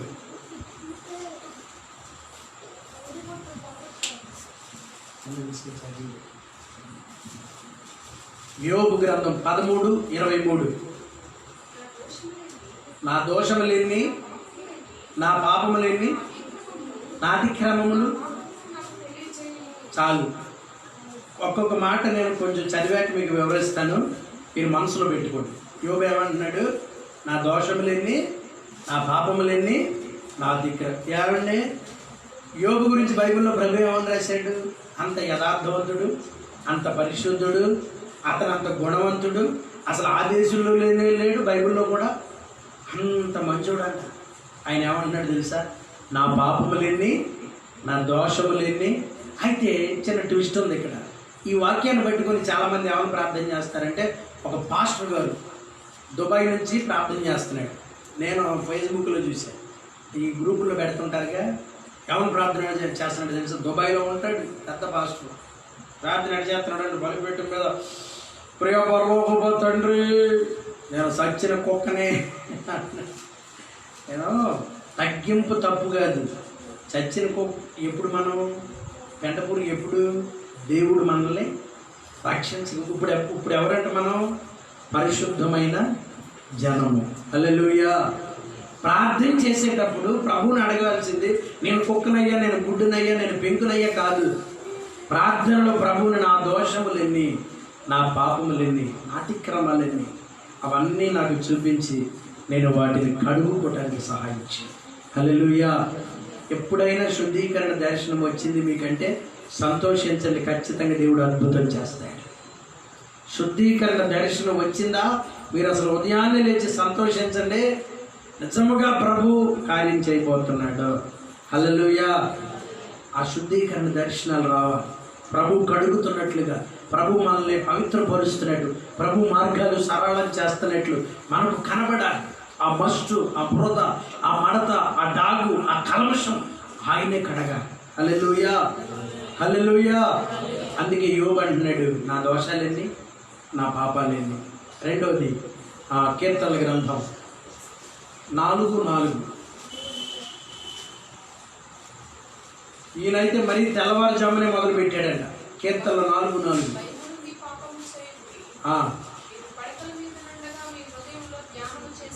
ఎప్పుడో 10 గంటలకో 11 గంటలకో పల్లెన్ని అయిపోయిన తర్వాత, ఇడ్లీ అరిగిపోయిన తర్వాత కాదంట ప్రార్థన. ఎప్పుడంట? పడకల మీద ఉండగా ప్రార్థన చేయాలంటే ఓపిక ఉండాలి కదండి. మేము షుగర్ పేషెంట్ అన్నాడు ఒక ఆయన నాతో. నువ్వు షుగర్ పేషెంట్ అయితే ప్రార్థన చేస్తే షుగర్కి ఇన్సులిన్ పోడ్చుకునే పని ఉండదుగా.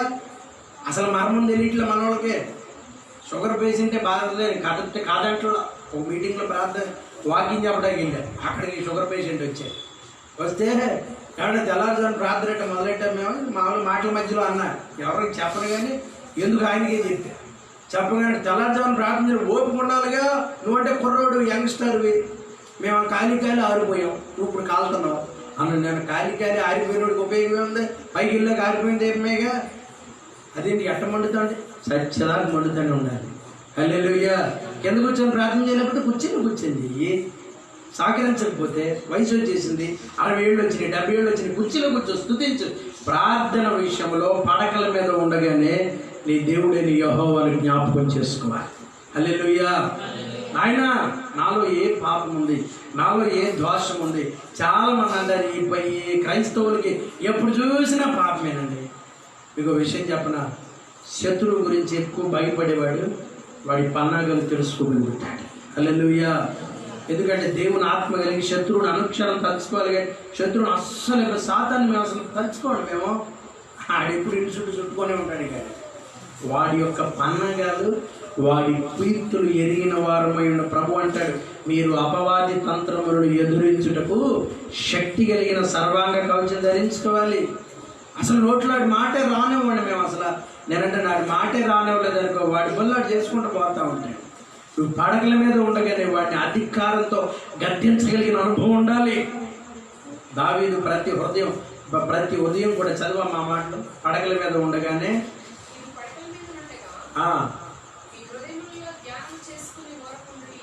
పరిశీలన చేసుకుని మీరు ఓరకుండండి. నీతియుక్తమైన బలులు అర్పించు, యెహోవాను నమ్ముకోండి. హల్లెలూయా. హల్లెలూయా. పరిశీలన ఎప్పుడు 11ంటికి కాదండి. ఎప్పుడు చేయాలి?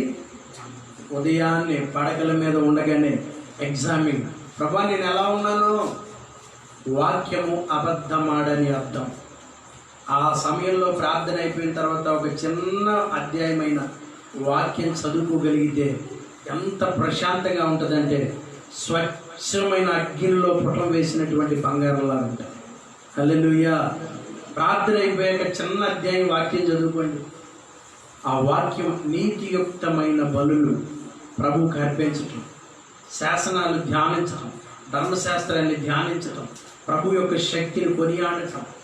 దేవుని బిడ్డలారా, మనం పరిశీలించుకోవాలంటే దేని పెట్టి పరిశీలిస్తాం? కొలబద్ద ఏమైనా ఉందా? కొలబద్ద ఏమైనా ఉంటుందా మనకి? ఒకే ఒక కొలబద్ద, ప్రార్థన. రెండవది పరిశుద్ధాత్మ.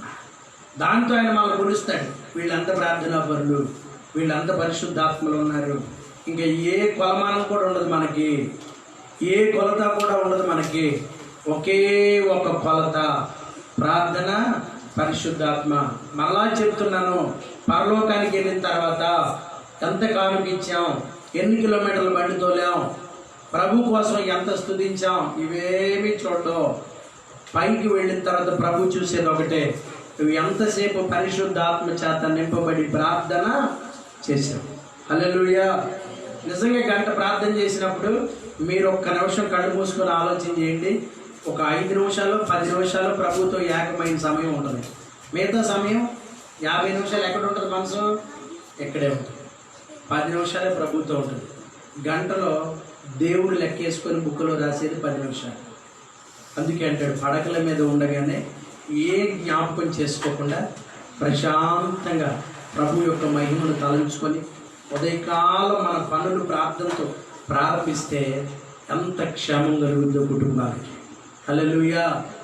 ఉదయకాలమే పరిశీలన చేసుకునేవాడంట దావీదు. అలా చెప్తున్నాను. ఏం చేసేవాడు? యోబు ఏమనేవాడంట? నా పాపములేని, నా దోషములేని. దావీదు ఏమనేవాడంట? ఉదయకాలమే పరిశీలన చేసుకోవటం. చూడండి, లోక 15:21 మీకు బాగా తెలిసిన మాట నేను చెప్పేస్తాను. చిన్న కుమారుడు తండ్రి దగ్గరికి వచ్చినప్పుడు చెప్పే మాట మీరు ఇంటికి ఇలా చదువుకోండి. తండ్రి, పరలోకమునకు విరోధముగా నేను పాపము చేశాను. విచిత్రం, మళ్ళా చెప్తున్నాను. లోక 15:21 అతను గుణపడ్డాడు, మారు మనసు పొందాడు, ఇంటికి వచ్చాడు, తండ్రి భుజాల మీద పడ్డాడు, తప్పు ఒప్పుకున్నాడు, కళ్ళమ్మని నీళ్ళు వచ్చాయి, గుండె నిండా భారం తొలగిపోయినట్టు అయింది. అయినా సరే తండ్రి దగ్గరికి వచ్చి ఒక మాట అంటున్నాడు, తండ్రి, పరలోకమునకు నేను విరోధముగా నీ ఎదుట నేను పాపం చేశానయ్యా. ఎప్పుడు చెప్తున్నాడు ఈ మాట? గుణపడ్డాక చెప్తున్నాడు. చాలామంది గుణపడిపోయాం కదా, ప్రభు క్షమించేశాడు కదా, ఇక పశ్చాత్తాపంతో కూడిన ప్రార్థన మనకు అవసరం లేదు, ఇక శుద్ధీకరణతో కూడిన ప్రార్థన మనకు అవసరం లేదు అనుకుంటాం. ఇదొక మనసుది. చాలామంది ఇక ప్రభు నన్ను క్షమించేశాడు, ప్రభు నాకు మంచి ఆరోగ్యం ఇచ్చాడు, ప్రభు నాకు స్వస్థత ఇచ్చేశాడు కదా, మళ్ళా బాధ వచ్చినప్పుడు చూడవచ్చు. దేవుడు వాక్యం అంటుంది, నువ్వు తండ్రి దగ్గరికి వచ్చినప్పుడు, ప్రభువా, పరలోకమునకు నేను విరోధంగా పాపము చేశాను. హల్లెలూయా. ప్రతి క్షణం. కొన్నిసార్లు అంటాం, నాన్నగారు మిమ్మల్ని ఆ విషయంలో మోసం చేశారు, అమ్మా నిన్ను ఆ విషయంలో మోసం చేశారు. పదే గుర్తు తెచ్చుకొని 10 మంది కూలిపోతూ ఉంటారు, కన్నీళ్ళు తెచ్చుకొని ఏడుస్తూ ఉంటారు. అమ్మ, ఆ టైంలో నేను అనవసరంగా పోపుల డబ్బాలో డబ్బులు తీసాను, ఇంకా నేను చెప్పకుండా ఏటీఎం కార్డులో డబ్బులు. ఆ చిన్న చిన్న విషయాలు ఎన్నిసార్లు చదువుతారో. తల్లిదండ్రులు ముడిసిపోతూ ఉంటారు. చిన్న విషయాన్ని అన్నిసార్లు చెప్తాం. కానీ చిన్న కుమారుడు అంటాడు, తండ్రి, పరలోకమునకు నేను విరోధంగా పాపం చేశాను. హల్లెలూయా. దేవుని బలిపీఠ దగ్గరికి రాగానే చెప్పాలి, నాయనా, పరలోకమునకు నేను విరోధంగా పాపం చేశాను, అయితే ఈ రక్తం వల్ల నన్ను పరిశుద్ధపరిచాను. తండ్రి అన్నాడు, వేరా అవన్నీ తర్వాత అని భుజముల మీద వాటేసుకొని తీసుకువెళ్ళాడు, విందు చేశాడు. ఏం చేశాడంట? విందు చేశాడు. దేవుని బిడ్డలారా, ప్రభు దగ్గరికి వచ్చినప్పుడు పశ్చాత్తాపంతో కూడిన ప్రార్థన కావాలి. తండ్రి, నేను పాపం చేశాను. 1 పడగల మీద ఉండి పరిశీలన చేసుకోవాలి. 2 పశ్చాత్తాపడుతూ పరిశీలన చేసుకోవాలి. 3 నా దోషములు, నా పాపములు ఎన్నని యోగులాగా పదే ప్రభువుని అడిగి వాటిని తుడిచేసుకునే ప్రయత్నం చేయకపోతే, కాబట్టి ఒక పేపర్ పెండింగ్ ఉందని కానీ పైకి వెళ్ళిన తర్వాత చిట్టాలో మన గురించి రాసి ఉందనుకోండి, అప్పుడు పరలోకపు వారసత్వాన్ని కోల్పోతాం. మీకు చాలాసార్లు చెప్పాను, ఒక పాస్టర్ గారిని బయట నిలబెట్టి విశ్వాసులందరికీ స్థానం ఇస్తున్నాడంట దేవుడు. అదేంటయా వీళ్ళందరూ ముంచింది నేనంటే, ప్రభు అన్నాడంట, నువ్వు ఒకరితో అసమాధానం కలుగున్నావు కనుక నువ్వు పరలోకపు వారసత్వాన్ని కోల్పోయావు అన్నాడంట దర్శనంలో.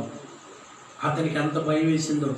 ఒక వ్యక్తితో చిన్న అసమాధానం కలుగుంటేనే పరలోకానికి దేవుడు రానివ్వట్లేదంటే, ఇక ఆ లెక్కన దేవుని దయ వల్ల ఇక మనల్ని లెక్కేసుకుంటే ఎలా ఉంటాము? ఎందుకు ప్రభు ఈ శుద్ధీకరణ విషయాలు మనతో చెప్తున్నాడంటే, ఇంకో విషయం చెప్తాను, జాగ్రత్తగా వినండి. అతిక్రమములు దాచిపెట్టువాడు, చెప్పాలి, అతిక్రమములు దాచిపెట్టువాడు వర్ధిల్లనే వర్ధిల్లాడు. ప్రభు దగ్గరికి వచ్చినప్పుడు ఒక చిన్న ఎగ్జాంపుల్ చెప్తాను. 2 ప్రార్థన చేస్తున్నారు. ఎవరో? సొంకరి పరిసేయుడు. శంకర్ ప్రార్థన ఎలా చేస్తున్నాడు? పైకి తల కూడా నేను ఎత్తను ప్రభువా, నేను ఎందుకు పనికిరాను. పక్కన ఆయన ఏమంటున్నాడు? ఆడ అసలు ఎంత సంబంధం ఉంది మీకు మాకు? బోల్డ్ సంబంధం ఉందా అంటే ఎవరిని? హృదయాన్ని చూస్తాడా, నోరుని చూస్తాడు దేవుడు? హృదయాన్ని. మనం ప్రభు దగ్గర నిలబడ్డాం, ప్రార్థన చేస్తున్నాం, ప్రభువా వాళ్ళు రక్షించయా, వీళ్ళు రక్షించయా, ఇదయ్యా అదయ్యా అని చెప్తున్నాం, మంచిదే. ఒక గంట ప్రార్థన అనుకుందాం, ఒక అరగంట చెప్పాం. ఇంకొక అరగంట అయినా ప్రభు దగ్గర ఒప్పుకుంటామేమో నన్ను చూస్తూ ఉంటాడు. గంట అయిపోద్ది, గంట సేపు చదివేస్తాం. అసలు ఒప్పుకోని ప్రార్థన ఉండనే. నేను మళ్ళా చెప్తున్నాను, ప్రభు దగ్గరికి వచ్చినప్పుడు తండ్రి పరలోకమునకు విరోధంగా పాపం చేసి ఈ విషయంలో నాయన ఇవాళ అనవసరం కోపడ్డానయ్యా, నన్ను క్షమించు, నన్ను నేను నిలదొక్కుకోవడానికి సహాయం చేయి అయ్యా. ఈ విషయంలో నేను చిన్నగా నోరు జారానైనా, ఈ విషయాన్ని బట్టి పరలోకం కోల్పోకూడదు. ఇగో ఈ విషయంలో నాయన నేను కంగారు పడిపోతున్నాను, నాకు కొంచెం నిలబడగలిగిన సామర్థ్యాన్ని ఇవ్వు అని ప్రభు దగ్గర మొరపెట్టాలి. దేవుని బిడ్డలారా, దేవుని దగ్గర మనకి ప్రెస్టేజ్ అవసరం లేనే. ఎందుకు ఆయన దగ్గర ప్రెస్టేజ్ ఎందుకు మనకి? ఆయన మనల్ని నిర్మించిన వాడు, మన కన్న తండ్రే. ఆయన దగ్గరికి వచ్చినప్పుడు మనం సంపూర్ణంగా ప్రభు మీద ఆధారపడిపోయి, ప్రభువా నీకు విరోధంగా నేను పాపం చేశాను, హల్లెలూయా. అయితే ఒక చిన్న ఎగ్జాంపుల్ చెప్తాను. ప్రార్థన చేసే వాళ్ళలో ఒక మనసు ఉండకూడదు. చెవి కలిగిన వాడు ఆత్మ చెప్పు సంగతులు గ్రహించునుగాక, హల్లెలూయా. ఏ మనసు ఉండకూడదు అంటే యోబు మనసు ఉండాలి, కానీ యోబు స్నేహితుల మనసు ఉండకూడదు. చెప్పండి మాట. యోబు మనసు ఉండాలి. యోబు మనసు ఎలాంటిది? నా పాపాలన్నీ, నా దోషాలన్నీ. ఇంకో దగ్గర అంటాడు యోబు, నేను మౌనునై ఉంటాను, ఏ విషయంలో పొరపాటు చేశానో నాకు మీరు ఉపదేశం చేయండి, నేను ఎక్కడ తప్పిపోయినా చెప్పండి, నేను సరి చేసుకుంటాను అని యోబు చెప్పాడు. యోబు మనస్తత్వం ఎలాంటిదంటే, దేవుని చేత సాక్ష్యము పొందినవాడైనా, తనంత పరిశుద్ధుడు లేడని దేవుడే సాక్ష్యం ఇచ్చిన, తనకు తాను పరిశీలన చేసుకుంటాడు. ఎందుకో చెప్పనా? రెండింతల ఆశీర్వాదం కావాలనుకున్న ప్రతి వాడు చేయవలసిన పని తను తాను పరిశీలన చేసుకోవాలి. అలా చెప్తున్నాను. సెల్ఫ్ ఎగ్జామిన్ కలిగిన వాడు దేవుని ఎగ్జామినేషన్లో నిలబడాల్సిన పని ఉండదో. ఆయన ఎవరు అంటే పరిశీలించే దేవుడు, ఎగ్జామినర్, టెస్టర్. ఆయన ఎగ్జామిన్ చేస్తాడు. ఆ సమయంలో నీలో ఏ మచ్చ, ఏ మడత, ఏ డాగు కనిపించకూడదంటే నీవు ప్రార్థన చేసేటప్పుడు ప్రభు దగ్గర నాయనా నా దోషములు, నా అతిక్రమములన్నీ కూడా నీవు తుడిచివేయి అని ప్రార్థన చేయాలి. ప్రెస్టేజ్ మనం ప్రభు దగ్గర చూపించకూడదు. నాకు ఒక సేవకుడి గురించి ఒకటి చెప్పిన సాక్ష్యం నేను విన్నాను. 2010 వరకు ప్రార్థన చేశాడంట. దేవుడి దయ వల్ల 10 సంవత్సరాల నుంచి ప్రార్థన చేయట్లేదంట. 2010 వరకు చేశాడండి ప్రార్థన. ఇక 10 తర్వాత కుటుంబారాధన కాసేపు మంత్రాలు చదివినట్టు చదువుతాడు, ఇక అంతే. ఇక తర్వాత ప్రార్థన అనేది చేయడు. ఇందుకు మేమే సాక్షులు అన్నాడు. నిజమేనేమో దేవుని బిడ్డలారా, ప్రార్థన లేకపోతే కట్టిన గూటిని దేవుడే చెరిపేస్తాడు. మళ్ళా చెప్తున్నాను, గూడు కట్టడంలో సంతోషించే దేవుడు గూడు చెరపడంలో కూడా సంతోషిస్తానని ద్వితీయోపదేశ కాండంలో క్లియర్గా రాశాడు. నిన్ను వద్దు, ఆ మాటలు అవసరం లేదు, మీకు తెలుసు. మళ్ళా చెప్తున్నాను, దేవుడు మనల్ని ఆశీర్వదించడంలో ఎంతగా ఆతృత పడతాడో పరిశీలించడంలో కూడా అంత ఆతృతగా ఉంటాడు. ఇచ్చిన ఆశీర్వాదాలు యోగ్యులమో కాదో, ఇవ్వబోతున్న దీవెనలకు యోగ్యులమో కాదో 1కి 2 మార్లు ఆయన పరిశీలన చేస్తాడు. ఈ యోబు స్నేహితులు ఎలాంటోడో తెలుసా?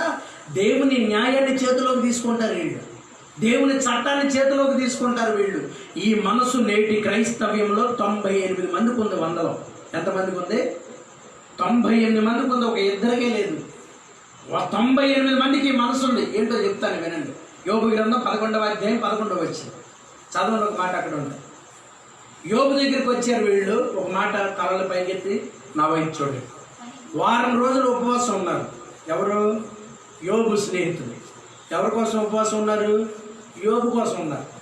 అయ్యో స్నేహితుడా, మనందరం కలిసి తిరిగాం, నీ అంత పరిశుద్ధుడు లేడు, నీలాంటి వాడికి కష్టం రావటం ఏంటని అక్కలు చెల్లెళ్ళు అందరూ యోబును వదిలేశారు, బంధువులు యోబును వదిలేశారు, భార్య కూడా చచ్చిపోమని చెప్పి సలహా ఇచ్చింది, మంచి సలహా. అందరూ విడిచిపెట్టేశారు యోబుని. కొడుకులు లేరు, పిల్లలు చనిపోయారు, అందరూ చనిపోయారు. ఇక యోబు ఒంటరుడు అయిపోయాడు అనమాట. కానీ స్నేహితులు, ప్రాణ స్నేహితులు అంటే విడువక అందుకే మనం ఫ్రెండ్షిప్ ఎక్కువగా చేస్తాం. ఎందుకని ఆ టైంలో ఎవరు నిలబడతాడు మనతో? ఎవరు నిలబడతాడు? వాడే నిలబడతాడు. మా నాన్న కూడా రాడనా, వాడే వస్తాడు. ఎవడొస్తాడు? ప్రాణ స్నేహితుడు వస్తాడంట. చాలా జాగ్రత్తగా వినాలి. అందుకని స్నేహం ఎక్కువ చేస్తున్నాం. యోబు కూడా పాప స్నేహం ఎక్కువ చేసినట్టు ఉన్నాడు. వచ్చి ఏమన్నారు తెలుసా? అంటే నీలాంటి వాడికి ఎట్లా జరగాల, ఉండండి ఉపవాసం మొత్తం కోల్పట్ట కట్టండి అని వారం రోజులు ఎవడుండలా. వీళ్ళు కటిక ఉపవాసం చేశారు. విచిత్రం చెప్పనా, మనుషులు కదా. ముందు కొంచెం నటనా ప్రావీణ్యం వాడినా ఒరిజినల్ బయటపడిపోయింది. ఏంటో ఒరిజినల్ తెలుసా? 11 వాక్యం కూడా చెప్తారు వీళ్ళు. పనికి మాలిన వారు ఎవరో ఆయన ఎరుగును కదా. ఎవరు ఎరుగుతారు? దేవుడికి తెలుసంట పనికి మాలిన వారు ఎవరో. పరిశీలన చేయకయే పాపము ఎక్కడ జరుగుతున్నదో. వాస్తవానికి దేవుళ్ళో ఉండే క్వాలిటీ ఇది. ఎవరిలో ఉండే క్వాలిటీ నిజమే. ఇది ఈయన చెప్పిన మాట వాస్తవమే. కానీ ఇది ఎవరితో చెప్పకూడదు? భక్తిపరుడి దగ్గరికి వచ్చినప్పుడు ఇలాంటి మాటలు మాట్లాడు. కొంతమంది ఎలా ఉంటాయంటే చనువిస్తే ఆ చనువును కొంచెం ఎక్కువ తీసుకుంటారు. మనం మాట్లాడుతున్నాం కదా అని చనువు ఇచ్చామనుకోండి, శ్రమలో మనకి ఎక్కువ సలహాలు ఇస్తారు. ఇదో ప్రమాదం ఉంది. యోబు స్నేహితుల మనస్సు ఇది దేవుని పరిశీలనలో మనం తేలిపోయేటట్లు చేస్తుంది. ఈ మనసు మనలో లేకుండా ప్రభువు సహాయం చేయునుగాక. శ్రమలో అంటే ఏ మనసు మీకు ఇంకా వివరించాల, జాగ్రత్తగా వినండి. ఒకళ్ళు బాగా బాధపడుతున్నారు, ఇబ్బంది పడుతున్నారు. మనం వాళ్ళ దగ్గరికి వెళ్ళాం. మనం యోబు స్నేహితులు అనుకుందాం. మనం మంచి ప్రార్థనలమే, వారం రోజులు ఉపవాసం ఉన్నాం, వెళ్ళాం. అతని దగ్గరికి వెళ్ళినప్పుడంట ఇబ్బందులో లాజిక్లు మాట్లాడకూడదంట. మాట్లాడొచ్చా? లాజిక్లు మాట్లాడే మనసు ఎవరిది? యోబు స్నేహితులు. ఎలాంటి లాజిక్లో తెలుసా? దేవుడు అసలు ఎవరికైనా అన్యాయం చేసినట్టు బైబిల్లో ఉందా? ఆయన నీతి కలిగిన వాక్యమే చెప్తున్నారు వీళ్ళు. ఎవరు చెప్తున్నారు? యోబుకి. అసలే మూలిగే నక్కమే తాటికే పడింది. ఉన్న భార్య కూడా హ్యాండ్ ఇచ్చింది. ఆవిడ నువ్వు చచ్చిపోంది. అసలు ఈయనకి ఏ ఆశ కూడా లేదు. నిరాశ నిస్పృహల మధ్యలో కొట్టుకులాడుతున్నాడు. ఒంటరి జీవితం. ఇక ఆత్మహత్య శరణ్యం అన్నటువంటి పరిస్థితులు. కానీ యోబుకు ఒక ధైర్యం ఏంటంటే, నా విమోచకుడు సాక్షియుడు. హల్లెలూయా. దేవుడు నన్ను మాత్రం ఇలా వదలడో. దేవుని బిడ్డలారా, ఈ రాత్రి ప్రభు వాగ్దానం చేసిన వాడు, నమ్మదగిన వాడు. ఎంతమంది నీ ఎదుటికి వచ్చి లాజిక్లు మాట్లాడినా ఆయన నీ దగ్గర శ్రమలో లాజిక్లు మాట్లాడతాడు. ఆయన ఏం చేస్తాడో తెలుసా? పరిశీలన చేసి నీకు ఆశీర్వదిస్తాడు. హల్లెలూయా. యోబుని దేవుడు పరిశీలించాడు. కాకపోతే కొంచెం ఎక్కువ పరిశీలించాడు. ఎన్ని అధ్యాయాలు? 41 అధ్యాయం పరిశీలించాడు.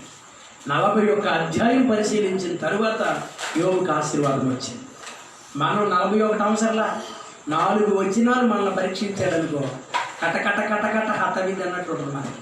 ఇక అప్పటికే పలపళ్ళాడిపోయి విరిగిపోయేటట్టు మనం వంతిన 4 వచనాలు పరీక్షిస్తే చాలు. వంతిన ఎట్లుంటుంది? వంగేనా ఒరిగే బారాన. ఇక అయిపోయింది ప్రభా, వంతులు పడిపోయేటట్టుంది ఆయన. ఇక 5వ వచనం వద్దయ్యా, మాకు 4 వచనాలు చాలు. అదేంటయ్యా మీ పితరుడు యోబుకి 41 అధ్యాయాలు పరీక్షించి ఆయనకున్న నిరీక్షణ మాకు లేదయ్యా. ప్రభు నన్ను దావీదు చేశాడు ప్రార్థన, అయ్యా ఎంతకు మించి నన్ను పరిశీలించుద్దాన్ని. ఏమన్నాడు? నువ్వు త్వరగా రావాలి, శత్రువుల పక్షమై నువ్వు యుద్ధం చెయ్యాలి. దావీదు చేశాడు ప్రభు, నువ్వు త్వరగా రమ్ము, యెహోవా లెమ్ము, మా శత్రువులకు న్యాయం తీర్చమన్నాడు. కానీ యోబు చేయలే. యోబు మౌనంగా ఉన్నాడు. దేవుని బిడ్డలారా, ఆ మౌనాన్ని దేవుడు చూశాడు, పరిశీలించాడు, 2 అంతల దీవెనిచ్చాడు. హల్లెలూయా, హల్లెలూయా. యోబు స్నేహితుల మైండ్ ఎలాంటిదంటే, బాధలో ఉన్నోడి దగ్గరికి లాజిక్లు మాట్లాడతారు. దేవుడు పిలుచుకున్నాడు కదండి, సహాయం చేస్తాడులే. నాకు కొన్ని సలహాలు వచ్చాయి అంటే ఇప్పుడు రావట్లేదు దేవుడి దేవల్ల. 2020 నుంచి రావట్లేదు. వాక్యం కూడా దేవుడు అలా ఖచ్చితంగా మాట్లాడుతున్నాడు. ప్రభు మహాకృప. ఈ 2020 నుండి తగ్గిన సలహాలు 2019 వరకు ఇంట్లో వాళ్ళు బయట వాళ్ళు కూడా అసలు ఇది దర్శనమో కాదు, ఇది పిలుపో కాదు, అసలే మూలిగే నక్క అన్నట్టు ఉన్నావు. మళ్ళీ తాటికే తెచ్చిపడేయటం దాని మీద. యోబు స్నేహితుల మనసుకి శ్రమలో ఉన్న వాడి దగ్గరికి వెళ్ళి ఇది దర్శనమో కాదు, దేవుడు పిలిస్తే వృద్ధి చేస్తాడుగా, దేవుడు పిలిస్తే ఆశీర్వదిస్తాడుగా. నువ్వు ఎక్కడ కింద మంట పెట్టి ఉడికిచ్చింది అన్నం ఉడకకుండానే మధ్యలో బియ్యం పెట్టేసి తినేయాలంటే అట్ట స్పూన్తో బియ్యమే తింటావు, అన్నం తినలేవు. కొంచెం ఉడికేదాకా ఆగాలి. కొంతమందికి యోబు స్నేహితులు మనసు ఎలాంటిదంటే ఉడికేదాకా ఆగరు, కుండలో చేపెట్టేసి ఉడకలేదు అయితే నేను చూచి తప్పు లేదు పాపం చేసావు అనమాట. యోబు స్నేహితులు ఎట్టాగా మరి యోబుని, నువ్వేం పాపం చేసావు, నీకు ఈ గతి పట్టిందో, ఇది పిలుపు కాదేమో, ఇది దర్శనం కాదేమో, దేవుడు నిన్ను విడిచిపెట్టాడేమో. యోబు నవ్వుకుంటా ఉన్నాడు. ఒక దగ్గర రాస్తాడు, 10 మార్లు మీరు నన్ను నిందించారా, నాకు మాత్రం తెలుసు నీ కొరకు నేను ప్రార్థన చేస్తేనే విడుదల. ఒక రోజు వచ్చింది, దేవుడు అన్నాడు, ఏయ్ యోబు ప్రార్థన చేస్తేనే మీకు విడుదల కలుగుద్ది అన్నాడు. నిశ్చయముగా శ్రమలో నీకు వచ్చి ఎవడైతే నెగిటివ్ సలహాలు ఇచ్చారో వాళ్ళ కోసం నువ్వు ప్రార్థన చేసే దినం ఒకటి దేవుడు నీ కళ్ళ ముందుకు తీసుకొస్తాడు. ఖచ్చితంగా చెప్తున్నాను ఈ మాట. ఎందుకంటే ఒకప్పుడు నోరు అలా జారి మనం కూడా పరిశీలించబడి పరిశోధించబడ్డాం కనుక దేవుని బిడ్డలారా, శ్రమలో ఉన్నవాడి దగ్గర లాజిక్లు మాట్లాడు. ఎవరైనా సరే దేవుని బిడ్డ శ్రమలో ఉన్నవాడి దగ్గరికి వెళ్ళినప్పుడు నీ చేతనైతే ఉపవాసం ఉండు, చేతనైతే సహవాసం చేయి, చేతనైతే ఇంకా ప్రార్థన చేయి, లేదంటే ఏం చేయలేకపోతే గమ్ముగా ఉంటాడు. కానీ యోబు స్నేహితులు ఎన్ని అధ్యాయాలు బాధ పెట్టారంటే, యథార్థవంతుడు ఎప్పుడైనా పడిపోయినట్లు లేఖనాల్లో ఉందా? నీతిమంతుడిని దేవుడు ఎప్పుడైనా విడిచిపెట్టాడా? యోబుకి ఎట్టుందంటే ఒళ్ళంతా కారం రాసినట్టు ఉండేది. ఒక పక్కనేమో ఒంటి నిండా కురుపులు, భయంకరమైన పుష్టు, ఇంకో పక్క వీళ్ళ మాటలు. అసలు ఇంకొకడైతే ఖచ్చితంగా ఏదైనా ఫ్యాన్ వేసుకొని ఊరేసుకోవటమే. ఫ్యాన్లు లేవు కదా ఆ రోజుల్లో, ఈ చెట్టుకైనా వేసుకోవటమే. అలాంటి అనుభవాల్లో కూడా యోబు ఎలా ఉన్నాడంటే, ఒక దినాన దేవుడు తప్పక నా వాగ్దానాన్ని నెరవేరుస్తాడు. హల్లెలూయా, హల్లెలూయా. ఏది తప్పో, ఏది న్యాయమో, ఏది ఓర్పో దేవుని, ఏది తప్పో, ఏది ఒప్పో, ఏది పాపమో, ఏది పరిశుద్ధతో తీర్పు తీర్చవలసింది మనము కానే కాదు. మళ్ళా చెప్తున్నాను, ఈ తీర్పు తీర్చే పని ఒకవేళ చేశామా దేవుని పరిశీలనలో మనం తేలిపోతాము. మనం చేయాల్సింది ఒకటి ఏమంటే, మన నావ నడవటమే చాలా కష్టమైపోతుంది. ఇంకో నావకు మార్కులు వేసేటట్టు ఉన్నాం మనం. మన నావ నడవటమే. ఒక ఆయన నాకు ఫోన్ చేసి పలానా సేవ పెట్టా అంటే నేను అన్నాను, బాబు మనం చూసుకోవటానికి మనకి చాలా ఇబ్బందిగా ఉంది. మనం ఇంకొకటి మార్కులు వేసేటట్టు ఉన్నాం. ఇప్పుడు మనం వాళ్ళకి టిక్కు కొడతాము, ఇది అవును, ఇది కాదు, ఇది అవును. ఈ కొట్టే లోపల మన చుట్టూ వేసేట్లు నిలబడతాయి. మనం ఏ పనిలో ఉన్నప్పుడు ఎదురు టిక్ మార్కులు పెట్టే పనిలో ఉన్నాం. ఆడేం చేస్తాడు, ఒకటి కాదు ఫుల్లు చుట్టేసి అంటున్నాడు పైన. ఏంటంటే నువ్వు ఏమారావుగా నేను వచ్చేసానంటే, అప్పుడు మళ్ళీ వాడిని తీసుకోవడానికి ఎంత కష్టం. ఫోన్ చేస్తారు, ఇలాంటి వాళ్ళు వస్తారు, ఏంటి మరి వాళ్ళు అంటగా అంటారు. పర్వాలేదండి అన్నాడు, సావనే ఉండి మా బతుకు మేము బతుకుతాం అన్నారు. ఈ దినాలు ఎలాంటివి అంటే స్వపరీక్ష చేసుకునే దినాలు, ఇతరులు పరీక్ష చేసే దినాలు కానే కాదు. ఒకళ్ళ భక్తిని మనం ఎంచేవారము కానే కాదు. దేవుడికి విడిచిపెట్టేయటం. ఇప్పుడు ఎలా ఉంటుందంటే, ఇది వాళ్ళు ఫలానా వాళ్ళు ఇది చేయట్లేదు, చేయకపోతే ఏం చేస్తాం, మనం ఏం చేయగలం? వాళ్ళకి తెలుసు, వాక్యం తెలుసు కూడా వాక్య విరుద్ధంగా వెళుతున్నారనుకో మనం ఏం చేయలేము. ఇంకా దానికి దేవుడి న్యాయ తీర్పుకు విడిచిపెట్టేయటమే, దేవుడికి విడిచిపెట్టేయటమే. నీతి కలిగిన న్యాయాధిపతి ఒక దినాన్ని అందరినీ పరిశీలించే దేవుడు, హృదయ పరిశోధకుడు, తప్పక న్యాయం తీరుస్తాడు. హల్లెలూయా, హల్లెలూయా. కీర్తన 119:59. కీర్తన 119:59. త్వరగా ఆఖరి వచ్చింది. ఇంకొకళ్ళు ఇర్మియా 9:24 తీయండి అమ్మా, చదువు. నా మార్గములు నేను పరిశీలన చేసుకున్నానా, లేకపోతే వారి మార్గములు నేను పరిశీలనగా చూశానని రాశాడా? చెప్పాలి, నోరు తెరవాలి. ఆపేస్తున్నా, ఆఖరి మాటలు. నా మార్గములు నేను చెప్పాలి మాట, నా మార్గములు నేను పరిశీలన చేసుకున్నా. ప్రభు సన్నిధిలో చెప్పాము ఈ మాట. ఏం చేయాలంట? నా మార్గములు నేను పలానోడు ప్రార్థన చేయట్లేదని మనకు చెప్పారనుకో, దేవుడు స్తోత్రం, మనం ఎంత మాత్రం చేస్తున్నామని కాముగా ఉండాలంతే. ఇది జడ్జిమెంట్ ఇచ్చే సమయం కాదు. ఇది పరిస్థితులు ఎలా ఉన్నాయంటే 4 ఏళ్ళు లోపలికి వెళ్తే చల్లనట్లుగా ఉన్నాయి. ఇలాంటి టైంలో మనం ఏది కూడా న్యాయ తీర్పులు చేసే పనులు చేయకూడదు. సాతానికి చాలా అవకాశం ఇచ్చిన వారం అవుతాం. మనకు అవసరం లేదు, ప్రభువుకు విడిచిపెట్టి. అందుకే దావీదు అంటాడు, నా మార్గములు నేను పరిశీలన చేసుకున్నాను, నీ శాసనములు తట్టు తిరిగాను. ఎవరు తట్టు తిరిగాడంట? దేవుని ధర్మశాస్త్రం వైపు తిరిగి, ప్రభువా వాక్యంలో ఇలా రాయబడిన వాళ్ళకి నువ్వు తీర్పు తీర్చు, ఆమేన్ అంటే విడిచిపెట్టేటివి. లాస్ట్ మాట ఇర్మియా 9:24, మనుషులను పరిశీలించటం మాని దేవుణ్ణి పరిశీలనగా తెలుసుకోమంటున్నాడు. ఆఖరి మాట, అతిశయించువాడు దేనిని బట్టి అతిశయింపవలనగా. మీ అందరికి ఒక కోరిక ఉంటుంది, ఏమంటే మనకేం అతిశయ కిరీటం లేదా? బట్టలు బట్టి అతిశయించొద్దు అంటున్నావు, బంగారం పెట్టి అతిశయించొద్దు అంటున్నావు, ఇంకేంటి అలంకరణ కాదంటున్నారు, చెప్పులు కాదంటున్నారు, వాహనాలు కాదంటున్నారు. ఇక అతిశయ కిరీటం ఏమైనా ఉందా? క్రైస్తవులకి ఉందంట. అతిశయించువాడు దేనిని బట్టి అతిశయించాలంటే, భూమి మీద కృప చూపుచు నీతి న్యాయములు జరిగించుచు శనివారం కూటములో సజీవులుగా నిలబెట్టినటువంటి దేవునిని పరిశీలనగా తెలుసుకొనుట యందు మనం ఆసక్తి చూపాలంట. హల్లెలూయా. అమ్మ దేని బట్టి అతిశయించాలంట? యెహోవాను పరిశీలనగా తెలుసుకోవటంలో ఉండాలంట. ఏమన్నా దేవుడి గురించి 4 మాటలు ఎప్పుడైనా ఎవరైనా అడిగితే చెప్పగలిగే కృప మనలో లేకపోతే ఎంత భక్తి వ్యర్థమైపోతుంది. కట్ట మీద నిలబడ్డాం, ఏంటా ఎప్పుడు చూసిన ప్రార్థన అంటావు. నీ ప్రభు గురించి 4 మాటలు చెప్పానగానే, ప్రభు గురించి 4 మాటలు ఆదివారం మందిరానికి మా పాస్టర్ గారు చెప్తాడు అనకూడదు. ఏముండాలంట హృదయంలో? ప్రభువుని గురించి పరిశీలన చేసి దేవుని యొక్క పరిశుద్ధత, దేవుని యొక్క పవిత్రత, ఆయన ముఖ తేజస్సు, ముఖ వచ్చస్సు, ఆయన పాదాలు, ఆయన గాయాలు, ఆయన ప్రేమ, ఆయన నీతి, ఆయన న్యాయం మనం తెలిసి ఉండాలి, మనం అనుభవించిన వారమై ఉండాలి. హల్లెలూయా, హల్లెలూయా. దగ్గరగా చూసింది షునేమీరాలు, అనేకులకు చెప్పింది. ఒక సమరీ స్త్రీ దగ్గరగా చూసింది ప్రభువుని, ఆయన గురించి వర్ణించింది. దేవుని బిడ్డ, ప్రభువుని గురించి నువ్వు పరిశీలనగా తెలుసుకోలేకపోతున్నావంటే ప్రజల మీద ఎక్కువ పరిశీలన పెట్టావు దృష్టి. వద్దు, భర్త మీద పెట్టద్దు, భార్య మీద పెట్టద్దు, పిల్లల మీద పెట్టద్దు. భూమి మీద నీతి న్యాయములు చూపుచు కృప చూపుచున్న యెహోవాను పరిశీలనగా తెలుసుకోవాలి. హల్లెలూయా. అందరూ లేచి నిలబడదాం, ప్రార్థన చేసుకుందాం. తాను నిలబడాలనుకున్నవాడు పడిపోకుండా పరిశీలన చేసుకునే దినాలు ఇవి. అందరూ మనసు విప్పి కళ్ళను మూసుకోండి. ఒక 2 నిమిషాలు ప్రభు సన్నిధిలో మనం ఒక తీర్మానంతో ప్రార్థన చేసుకుందాం. బలిపీఠం యొద్దకు వచ్చిన నీవు ప్రభువుని గురించి పరిశీలనగా తెలుసుకోగలుగుతున్నావా? బలిపీఠం ఎదుట ఉన్న నీవు ప్రభు దగ్గరికి వచ్చినప్పుడు పశ్చాత్తాపడగలుగుతున్నావా? లేక సుంకరి వలె కాకుండా పరిసేయుడి వలె ప్రార్థన చేస్తున్నాం? జాగ్రత్త వహిద్దాం దేవుని బిడ్డ. సుంకరి వలె ప్రార్థన చేయాలి.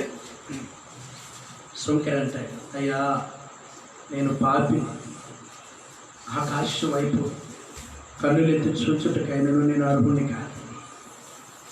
దావీదు అంటే, నా మార్గమును నేను పరిశీలించుకుంటున్నాను, దేవుని న్యాయ తీర్పులో తేలిపోకూడనట్లుగా నన్ను నేను పరిశీలన చేసుకుంటున్నాను. యోబు స్నేహితులు యోబుని తీర్పు తీర్చే ప్రయత్నం చేశారు. యోబు ఒక దినాన వాళ్ళకి ప్రార్థన చేయాల్సిన పరిస్థితులు వచ్చాయి. నిన్నెవరైనా అలాగే తీర్పు తీర్చారా? దేవునికి స్తోత్రం. ఒక దినం వస్తుంది, నువ్వే ప్రార్థన చేయాలి వారి కోసం. ఈ పరిచర్యను చిన్న చూపు చూసారా?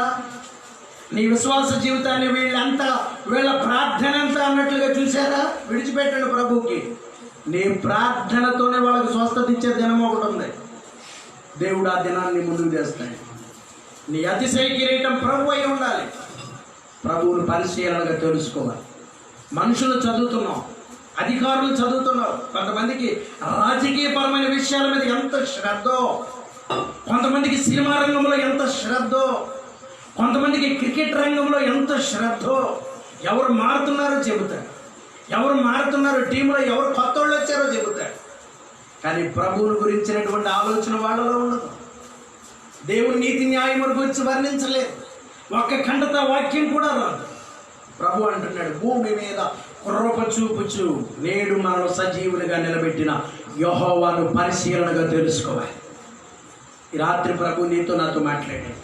దేవుని బిడ్డ, ప్రభువుని గురించిన శుభ సమాచారం నీ గుండెల్లో లేకపోవటం వల్లే దేవుడు నిన్ను పరిశీలించే సమయంలో తేలిపోతున్నావు. ఆశీర్వాదం వచ్చి వెనక్కి వెళ్ళిపోతుంది, తిరిగి రావటానికి ఆలస్యం అయిపోతుంది. ఈ రాత్రి ప్రభు అంటున్నాడు, అన్ని సమకూర్చాడు ప్రభు.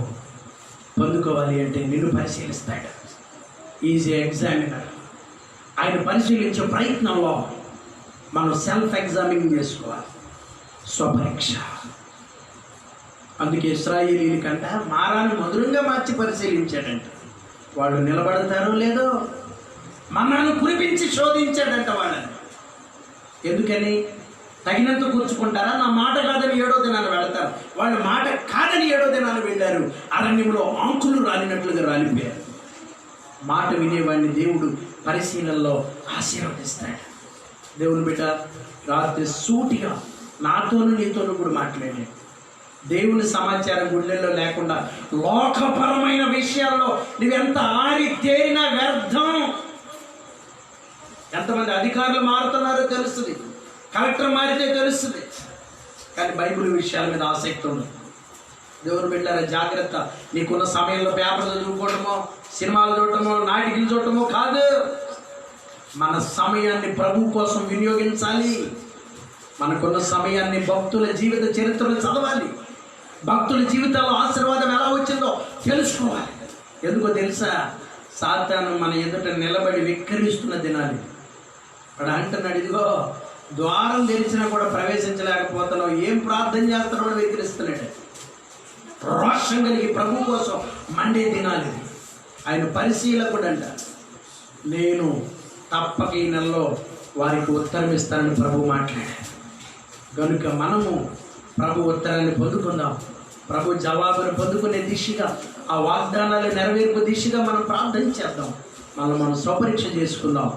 యోబు స్నేహితులు మనసులో మనలో లేకుండా దేవుడు అట్టి కృప, పరిశుద్ధ మనం తీర్పరులుగా కాకుండా మనకు మనమే తీర్పు తీర్చుకొని, మనకు మనమే పరీక్షించుకొని, మనం ఎలా ఉన్నామో ప్రతిదినము మనం పరిశీలించి పరిశోధించుకోవడానికి సహాయం చేయమని ప్రభువుని అడుగుదాం.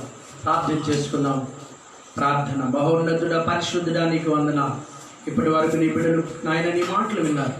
దయతో కరుణించి కటాక్షించండి, కృప చూపండి, సహాయం చేయండి. ఈ నామానికి మహిమ తెచ్చుకోండి. విన్న వాక్యం వ్యర్థంగా పోకుండా హృదయాల్లో నీరు కట్టి ఫలింపచేయండి. సమయానికి ఆరాధనకి నీ బిడ్డలు రావడానికి మార్గాలు తెరవండి. ఈ బిడ్డలను ఆశీర్వదించండి. ఓపికతో నీ మాటలు విన్నారు.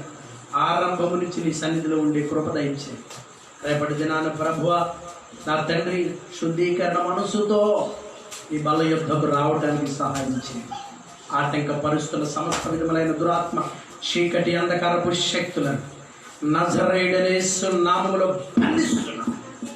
తండ్రి, మీరు కృప చూసి మందిరం అంతా మీ రక్తం ప్రోక్షించి మీ బిడ్డలు మీ ఆత్మ చేత నింపి నడిపిస్తున్నందుకు స్తోత్రం. కృప చూపి కనికరించమని తండ్రి. ప్రభువా, తండ్రి, మీ సన్నిధికి మేము వస్తున్నప్పుడు మమ్మల్ని మేము పరీక్షించుకునే మా కృప మాకు దయచేయండి. ఈ ఒక్కరిని తీర్పు తీర్చగా మమ్మల్ని మేము పరిశీలనగా మాకు మేమే అయ్యా పరీక్షించుకునే వారిగా మమ్మల్ని మార్చమని తండ్రి సహాయం చేసి అతిక్రమమును దాచిపెట్టకుండా అయ్యా నీ ఎదుట ఒప్పుకొని విడిచిపెట్టి వర్ధిల్లే కృప దయచేయండి. యేసు నామమున అడిగి పొందుకొని ఉన్నాము తండ్రి, ఆమేన్. తండ్రి అయిన దేవుని ప్రేమ, కుమారుడైన యేసయ్య కృప, పరిశుద్ధాత్మ దేవుని అన్నింటి సహవాసము, సన్నిధి, సముఖం ఇప్పుడు ఎల్లప్పుడు కూడిన మనకు సర్వలోక భక్తులకి, సకల పరిశుద్ధులకి సదాకాలం తోడే నడిపించును గాక. ఆమేన్, ఆమేన్. యేసు రక్తమే జయం, శిలువ రక్తమే జయం. ప్రవేశ నామమునకు సంపూర్ణ విజయం కలుగును గాక. ఆమేన్. హల్లెలూయా. మంచి